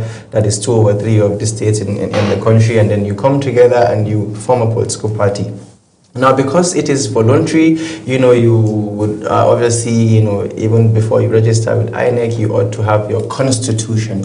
Right, so that is, a political party is supposed to be regulated by its constitution, where parties come together and decide that, okay, this is our constitution, Article 1, this is how leadership of the party ought to be, this is our ideology, this is our motto, if this happens, this is what is going to happen, disciplinary measures. So there are rules regulating and guiding political parties. So obviously, where there are rules regulating, the coming together of a people, even in our homes, in marriages, obviously, these conflicts exist. So where there are rules, obviously, where, different parties come together and say that, okay, we're a political party or whatever. Even outside of political parties, you will find even estate organizations.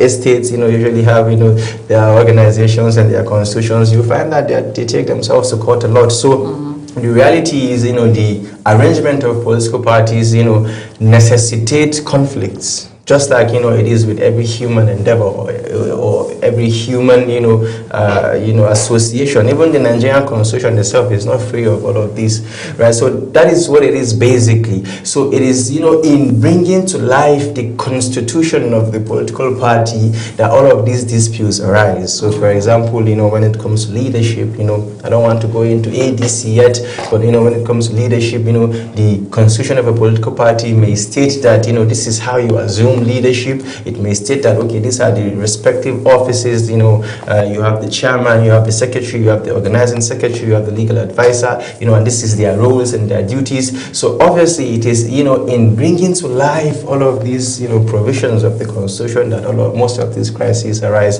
So that is basically what it means, a voluntary association allowed by the constitution coming together, forming, a political party and being regulated or supposedly being regulated by their constitution. Yeah. And they're obviously parties, in trying to bring to life the provisions of the constitution, some disagree, and then this is what leads to internal party, conflict. So it has to do with, any conflict that has to do with the interpretation, the implementation, and the application of the party constitution itself. So that is basically what internal party conflict is. All right, so why are opposition parties more vulnerable to internal conflicts during election periods? Yes, this is a very, very valid question because,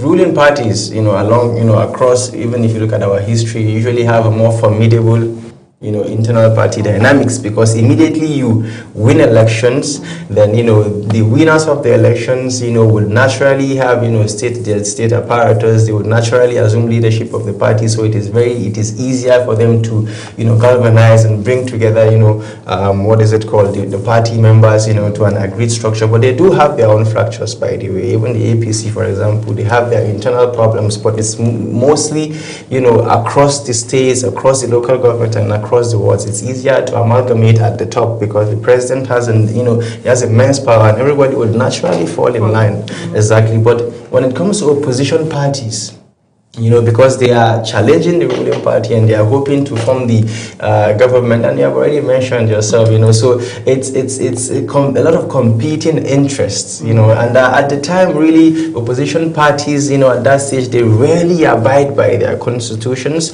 because they are looking for people to come in, so they are looking for more people, they are looking for acceptance, they are looking to expand, so their doors are a lot more open, and the rules are a lot more lax because you want strong people to come in. So at a time when strong people are coming in, you might even decide to maybe waive part of the constitution or maybe ignore part of the constitution, and sometimes you come and meet people in the party who have been struggling with the party, that have been hustling with the party, for whatever reason, because most of these smaller political parties really just hustle to be on the ballot, and when it's time for major elections, the main parties can just come and cut some deals with them, they step down, or they refuse to put forth a candidate or anything of that nature. So when a small party, especially an opposition party, begins to attract, personalities that can actually lead to electoral victory, then you would find that those personalities prefer to come with their own structures, or prefer to come, with their own systems,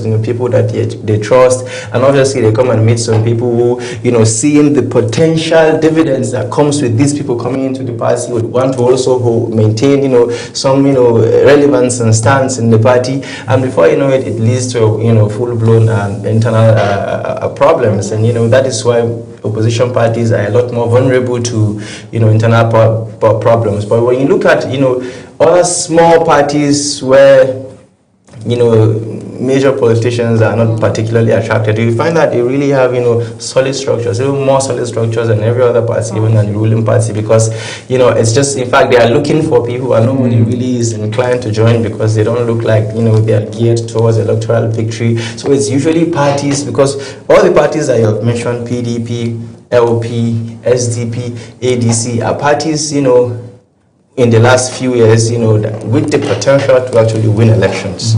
LP won some elections, SDP won some elections, ADC even before now we're winning a few elections. Like I know Pam in Plateau State, the senator on that he has defected to the APC, but he won under the ADC even before the coalition. Lekki Abejide, for example, Kogi State, he has been winning back to back under ADC even before the coalition.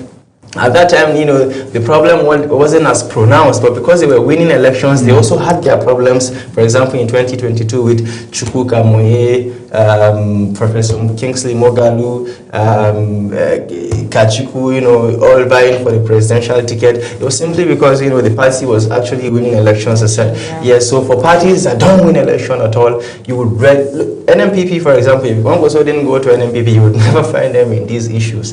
They would not be having any issues currently. So it's the fact that, these smaller parties or opposition parties have the potential to actually win elections, and that is what, obviously looking at all the factors that you mentioned, personal interest and all of that.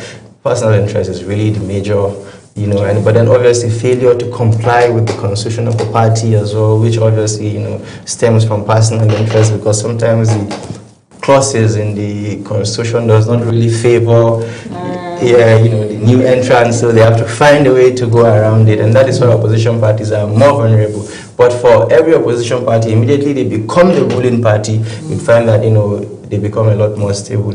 Okay. Yes. All right. While you were speaking, you said, well, for a party to be registered, first of all, you present your constitution, your ideology, and all of that. But a lot of political analysts have argued that Nigerian politicians don't have ideology, including the parties, that they don't have ideologies. Then if you look at the antecedents of these parties, you'll be asking yourself, do these people really have ideology? Well, especially the issue of cross-carpeting. I will tell you, it's no longer news that APC now own all the governors in Nigeria. Most so what happens? So what happens to the ideology of the party where they are coming from, or their own personal ideology? Because before you join any party, you might be joining because I believe in this ideology. Let's drive it home. The reality is, and that was why I shook my head when I saw ideological, when she mentioned ideological differences. Yeah. The reality is, the politicians and those who draft, the ideology aspect of party constitutions are two different people entirely. No politician that I know of, thinks of, okay, let me study the constitution. In fact, most politicians do not even know the letter of the constitutions of their political party.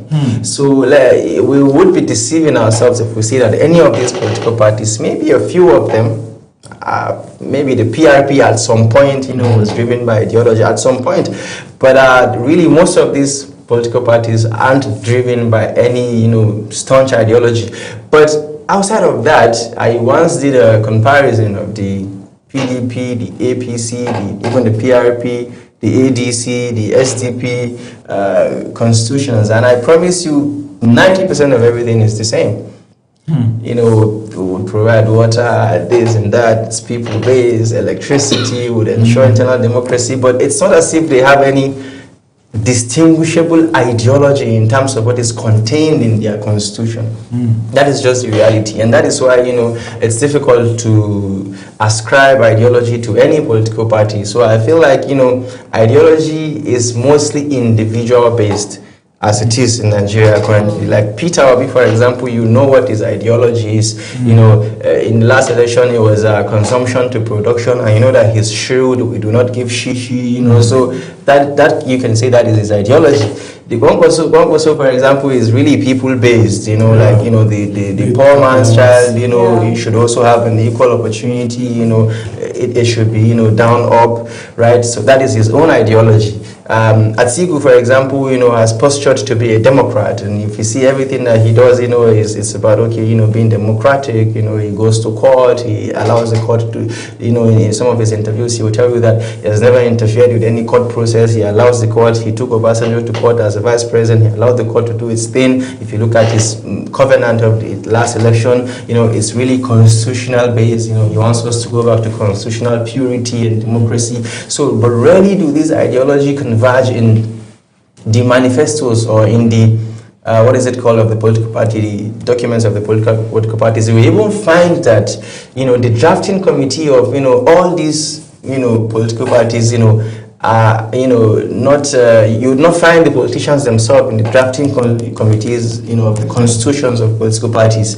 And I doubt that any politician, I'm a politician, I take my time to, but I doubt that any politician at that level would sit down and study. In fact, if you would interview 90% of all politicians across all political parties, rarely can they tell you, what the objectives, of the political party is as outlined in their constitution. And ideology ought to be enshrined in the constitution, because it's not supposed to be just something that you would guess or something that you would assume. So it ought to be enshrined in the constitution. I know that the ADC, I looked at their constitutional committee, for example, it's quite rich, really, professors of law, professors of social sciences, doctors, even some young persons. But I doubt that the final product, is something that most of the politicians would really take time to study and, subscribe to. So that is why at the end of the day, even after, they win elections, even after, for example, the APC, if you look at their constitution, you would find that their, objectives, are really, really amazing. Just like the PDP, just like the SDP and the PRP, but it's not as if, the politicians in these parties really study them and subscribe to them and abide by them. We just swear to oaths, and we don't really understand, what it means to swear to an oath, so we don't really obey what comes with it. So and that is why our politics, as it is currently, it's not ideology based, and I cannot come and deceive myself or deceive the audience. Although I have, I'm biased to certain political parties. I'm a member of a political party myself, but I cannot come and say to the audience that, this is the ideology of this political party, and everybody in the political party subscribe to the ideology. All right, so let's look at an impact on elections 2027 focus. How might internal conflict affect the opposition's chances in the 2027 elections?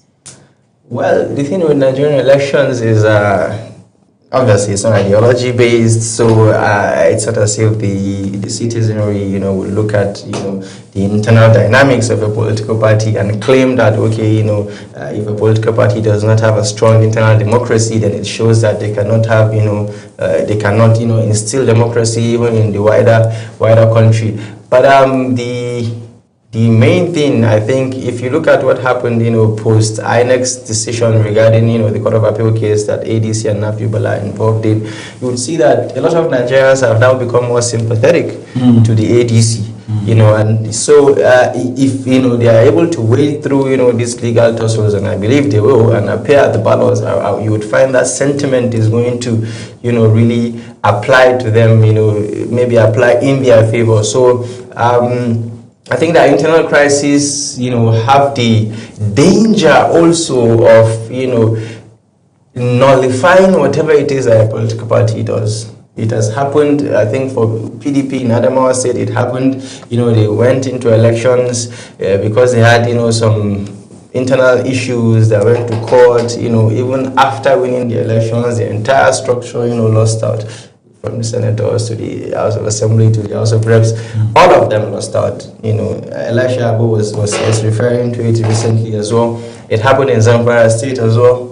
Which the INEC, obviously, INEC boss referred to, which he ought not to have because he is an umpire. I can, because I'm not an umpire. But anyway, it also collapsed the entire APC structure at the time, and they lost out. So internal, party conflict really has, serious dangers, in the sense that, if you take a wrong step and, somebody is able to go to court and get that wrong step to be nullified, then everything builds on that wrong step. So, for example, if your congresses are nullified, for example, then if you run a primaries using the executives who emerge from that congresses, and then you go into the general elections and you probably win, and there's a court case that goes from federal court to the Court of Appeal and the Supreme Court, and the Supreme Court ultimately nullifies that Congress. You can't place something on nothing and expect it to stand. So every other thing is going to collapse as well. That is the primaries, the general elections, and the entire party is going to lose out. So it is potentially fatal. Sorry for cutting you short. Talking about the Congress, Mr. Ramsey, we saw on one of the dailies that Enugu and which other states again went ahead to hold their congresses. For which of the parties? The ADC, African Democratic Congress. So what's the hope? What's the future for that? Well, I believe that if you look at the tenure of the Electoral Act of 2026, especially Section 82, the only thing that a party needs to do to hold a valid Congress, well, there are two things. The first thing is to ensure that they have notified INEC of the Congresses 21 days before the Congresses. And that is why the ADC is continuing with its Congresses. Because they've already pre-informed, even before INEC decided to recognize, they've already informed INEC, and that is what the law says. That is the only duty on the political party. On one hand, to inform INEC 21 days before the primaries, and on the other hand, to ensure that the primaries are democratic, in the sense that members have to participate in the process. So I don't think that the primaries should really or would really be nullified, because they have already satisfied that aspect of the law. The law goes on to say that INEC shall also be present, but that duty is on INEC. not on the political party. The political party only has to notify INEC. So it is the duty on INEC. So if INEC fails to attend, it does not nullify the congresses itself, but it means that INEC has failed in its statutory duty to attend, but that does not nullify the Congress itself. I think Nigeria stated its own yesterday as well. The Congresses and a lot of other states are carrying on with their Congress, and I believe that with regards to the Congresses of the ADC, they've already satisfied the law, because at the time that they sent their notices to INEC, INEC hadn't taken this particular decision. So I think that the Congresses are valid as it is, unless obviously if there would be grievances regarding the democratic aspect. Like I told you, there are two different wings to it. First of all, you have to notify INEC. Secondly, you have to ensure that it's democratic, and it says that it has to be, elections by all members of the party or elected delegates. So there are two options. So if they take either of the option and they have their evidence, their records, and I don't think that any court would nullify it. By the way, the Electoral Act as well has said that even if anybody should go to court, for example, and that is where we have a lot of issues. I personally have a lot of issues with the decision of the Court of Appeal. It says that you should not give any interim or interlocutory injunctions that stops any congress or primaries. You should wait until the final judgment, and if indeed the claim is valid, then every other thing is going to be nullified. But you should not stop any democratic process from going on. So I believe that they are right to proceed with their congresses. All right. I think, there are a lot of dicey situations as far as this political drama, I call it drama, is concerned. This internal crisis, how can an internal crisis, as a matter of fact, do you think it can result to voter apathy or the loss of trust, as it has to do with the electorate? In Nigeria democratic setting, taking example from 2027, remember there was ADC just did a protest, and it said something that in 2027, hopefully if ADC gets their way to the ballot, some persons might even vote on sympathy ground. All right. So putting this internal crisis together, as it has to do with voter apathy, which we're already experiencing, and more internal crisis still happening, because some Nigerians are saying, we've got a party that's going to give APC a run for their money. Remember when this big name started entering ADC, and that of the Kwankwasia break the back of the camel. Now, what do you think about voter apathy and the loss of trust as far as this internal crisis is concerned, connection with 2027? Yes, voter apathy has really been, probably one of the banes of our democracy in Nigeria so far. I mean, if you look at the FCT elections, I was an agent for a few polling units. Really, I think less than 20% of the registered voters came out. Less than 20%. Yes, if you look at also the previous elections in 2023, it was the same. If you look at the margin with which the president won, it was just, probably fewer, you can't even say that the entirety of 2 states in Nigeria, because 8 million, 6 million, we're talking about 200 million. If you remove those who cannot vote, say maybe 40, even 50, 60%, we're talking about 70, 80 million, and the president is winning with just meager 8 million naira. The second president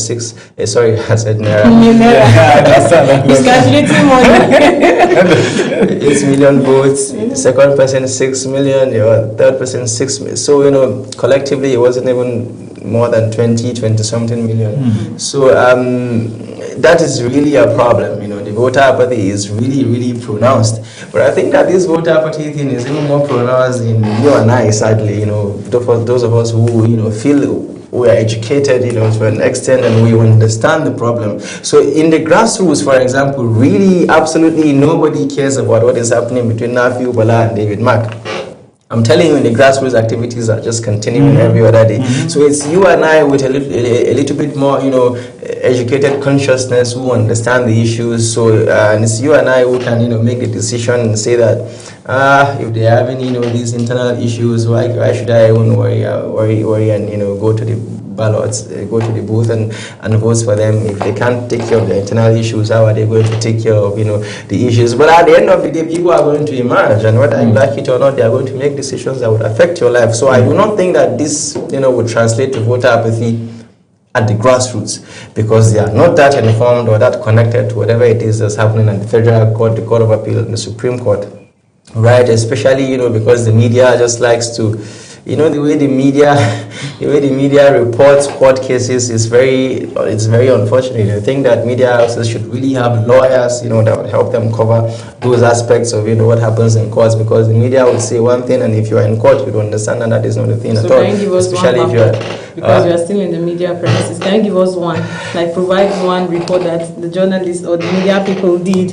That let me just take this up now. It's not even only the media. ADC is accusing INEC now that they don't know the interpretation of the court ruling, and that's the reason they are delisting them. Yes, well, for that particular one, the reality is, rarely do you find, an agreement even between lawyers and even between the judges, as with regards to the interpretation of a judgment.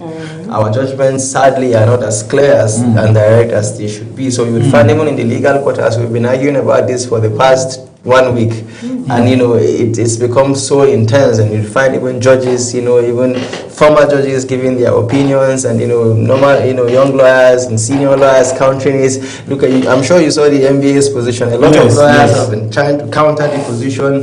So with regards to interpreting court judgments, really, I don't think that it's a fault of the common man, because even even us in the legal space, really passing the judgment also having problem with the judgment. We're having problem with the judgment. But I think that the issue with that judgment is the fact that it was read in isolation of the entire order itself. So when a court gives 2, 3, 4 orders, and you just pick one and try to understand it, it's very difficult. Especially, it is the same with section 83 that's in contention currently. It has 6 subsections, but depending on what favors you, you just take one of the subsections and say, well, this is what the law says, whereby it's continuous. But I'll just give you one example. For example, in the case of Abejide, for example, who filed also against David Mark and the ADC, and he claimed that they didn't spend 2 years in the party, and the party altered its constitution to illegally altered its constitution to allow them to hold the leadership of the party, whereby the constitution says that you have to be a member of the party for at least 2 years before you hold. Now the matter, has been heard, before Justice Lemon's court in the Federal Court. I was present as well on Friday. All right. Now, when the lawyer to David Mark was giving, his interview, after the court, the lawyer to David Mark. Yes, he made a statement. He said that in the INEC's filing itself, because INEC is a respondent, and when you file, respondents have to also file that. He said in the INEC's filing, INEC also agreed that they were present, and it's true, it's there, that they were present at David Mark's, inauguration, when the NEC, approved David Mark's leadership, that he was present. So he's hopeful that the court is also going to rely on INEC's report. So that is him, projecting what the court might do, regard. But the media now went on to report that INEC now has, agreed that David Mark is the leader of the ADC. These are two things entirely. It is the judge who would, after its decision, decide whether yes. But the media now went on from that interview to say that INEC has. So they just, cut out that position. INEC has, so the layman will think that, oh wow, the problem is over because INEC, yes, but the court has to now look at, the applicants, affidavit, look at ADC's affidavit, look at, David Mark's affidavit, look at INEC's affidavit, make sense of them and give a decision one way or the other. So this is just an example of how the media may, mislead the people. But I understand, it's sensationalism, they want the clicks and stuff like that. But yes, I think that the burning argument, obviously, by the ADC, by David Mark, which I'm sympathetic to, is the fact that these are internal affairs and the court should not get involved in it. And that is just the truth of it, because even the Electoral Act and an array of judicial decisions have said that when it comes to the internal affairs of a political party, the court should stay away, because the court should not be seen to meddle in the democracy, in the will of the people. If the people have decided to come together and they have a constitution and have a mechanism through which, you know, even their grievances is to be addressed, then the court should stay away from it. Yes. The court should stay away from it and allow them to deal with it. But obviously there's a counter argument which, you know, I would prefer to not say, but I have the duty to say, because, you know, I'm a minister of the court. But the question is, okay, what if indeed the political party, you know, does something that, you know, discriminates, for example, against a member? So is he just going to look at it and, you know, just, it's a political party, it's an internal affair? So the contemplation of the law entirely is that, but where the political party goes on to do something that is against a statute now, that is against a statutory provision. So, for example, when it comes to primaries, it says that the law says that you can only, you know, do a consensus or a primary or a direct primaries. And where you are doing a consensus, it has to be the candidates, or rather the aspirants, who must come together, who have to, in writing, you know, adopt a particular candidate that would go on for consensus. So where a political party refuses to follow that route, you cannot say that you cannot go to court, but that has to do with a direct provision in the Electoral Act itself. But when it comes to issues like leadership of the party, which is not pronounced in the Electoral Act, then you have to leave the political parties to deal with it. So that is, you know, the argument. You know, obviously it's a general positions, but, you know, with every law there are exceptions, but the exceptions have to be grounded in the Electoral Act or in the Constitution. And I don't think that, you know, the argument that Mr. Lekki Abejide is making in court, for example, you know, or Nafiu Bala, in fact, you know, all of those things are, you know, what is it called, internal affairs of the political party. They have nothing to do, you know, with any statutory provisions that can be found in the Constitution or in the Electoral Act. So these are internal affairs of the party, and the court ought to, even if the court would not, for example, you know, refuse to hear the case, the law is sacrosanct that even if you are to hear this case, do not give any interim or interlocutory order. Wait until final judgment where you have looked at all the facts. So the Court of Appeals decision, you know, to my mind, is for example, in conflict with the Electoral Acts. I feel like the judges, you know, respectfully ought to have, you know, looked at the Electoral Act ought to have and not make any decision, you know, that would, you know, hinder the, you know, democratic process of a political party. Yeah. Yes. So quickly, because of time, we have a few more minutes to wrap up and leave the studio. I will ask you a final question. I'll have a final question from Mr. Ramsey. So how can party leadership rebuild trust among members before election? It's really by ensuring that their congresses, you know, are really, really and truly democratic. Whether they want to go the route of consensus, whether they want to go the route of delegates voting or just direct voting, but ensure that each and every member has an opportunity to have a voice in the process and also have the opportunity to be present. So that is their notice of meetings, you know, they have to be, you know, a lot more transparent, you know, their decision mechanisms, their frameworks, they have to be a lot more transparent. You can't just wake up from sleep and just, you know, make a decision, you know, in one or two rooms and then expect party members to. But if party members are involved in the process and you give room for appeal of the process, even if there's a disagreement, you know, as long as it is transparent and the majority carries the vote, then that is it. That is what voting procedures are. So parties have to ensure internal democracy is in practice and not in theory implemented, and that is the only way that they can ensure that their members are, you know, are taken along and the members are not aggrieved. And even if you are aggrieved, you understand, you know, the process. And most of the time, people don't even understand or are informed of the processes. And that is why these grievances arise. So internal democracy is the way to go. All right. You know, like Sadia and I have talked about it severally, and you may pin to it, that most of these politicians are more conscious of their personal interests than the general interest. Now, with all of this that is happening, to what extent should party discipline override individual opinion, interest, and greed, as the case may be? Because these are things you can't take away. Yes.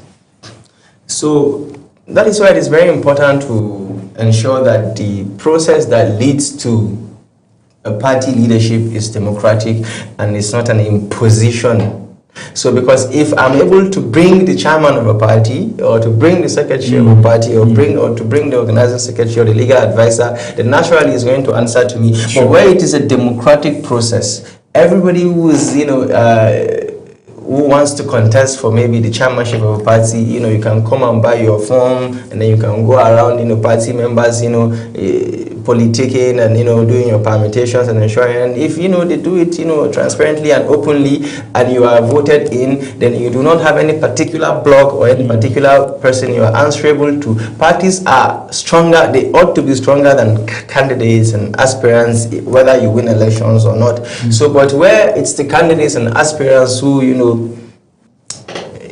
I don't want to use the word, break and bend the rule to bring, the party executives, as it is happening in many states and in the country entirely today, then, those executives are going to be answerable to the candidates. But as long as, there is no internal party democracy that allows, party executives to emerge from a democratic process, and I'm afraid we are going to continue going around these circles. All right, so in a few seconds, what do you have to say to our viewers before you take a bow?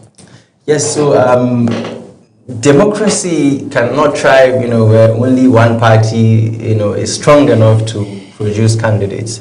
So regardless of our disagreements as to how, these other parties emerge, regardless of our disagreement as to the setup or to the, classes of people around these other parties, we have to support, a multi-party system. We have to support the emergence, as it is currently, of the African Democratic Congress, which, with regards to 2027, that is, and we have to ensure that, the right thing is done at all times, and we have to participate at the party level before we get to the general elections, because when you get to the general elections, there's really not much you can do because 2 or 3 options. So, but at the party level is where you participate and ensure that the right candidates, emerge from the party itself, and ensure that parties. And my advice now is, whichever party you are a part of, whether it's the APC or the ADC or the PDP, you should advocate for direct primaries. The law gives us direct primaries and consensus, but I think that it's the direct primaries, that has the least imposition, the least manipulation.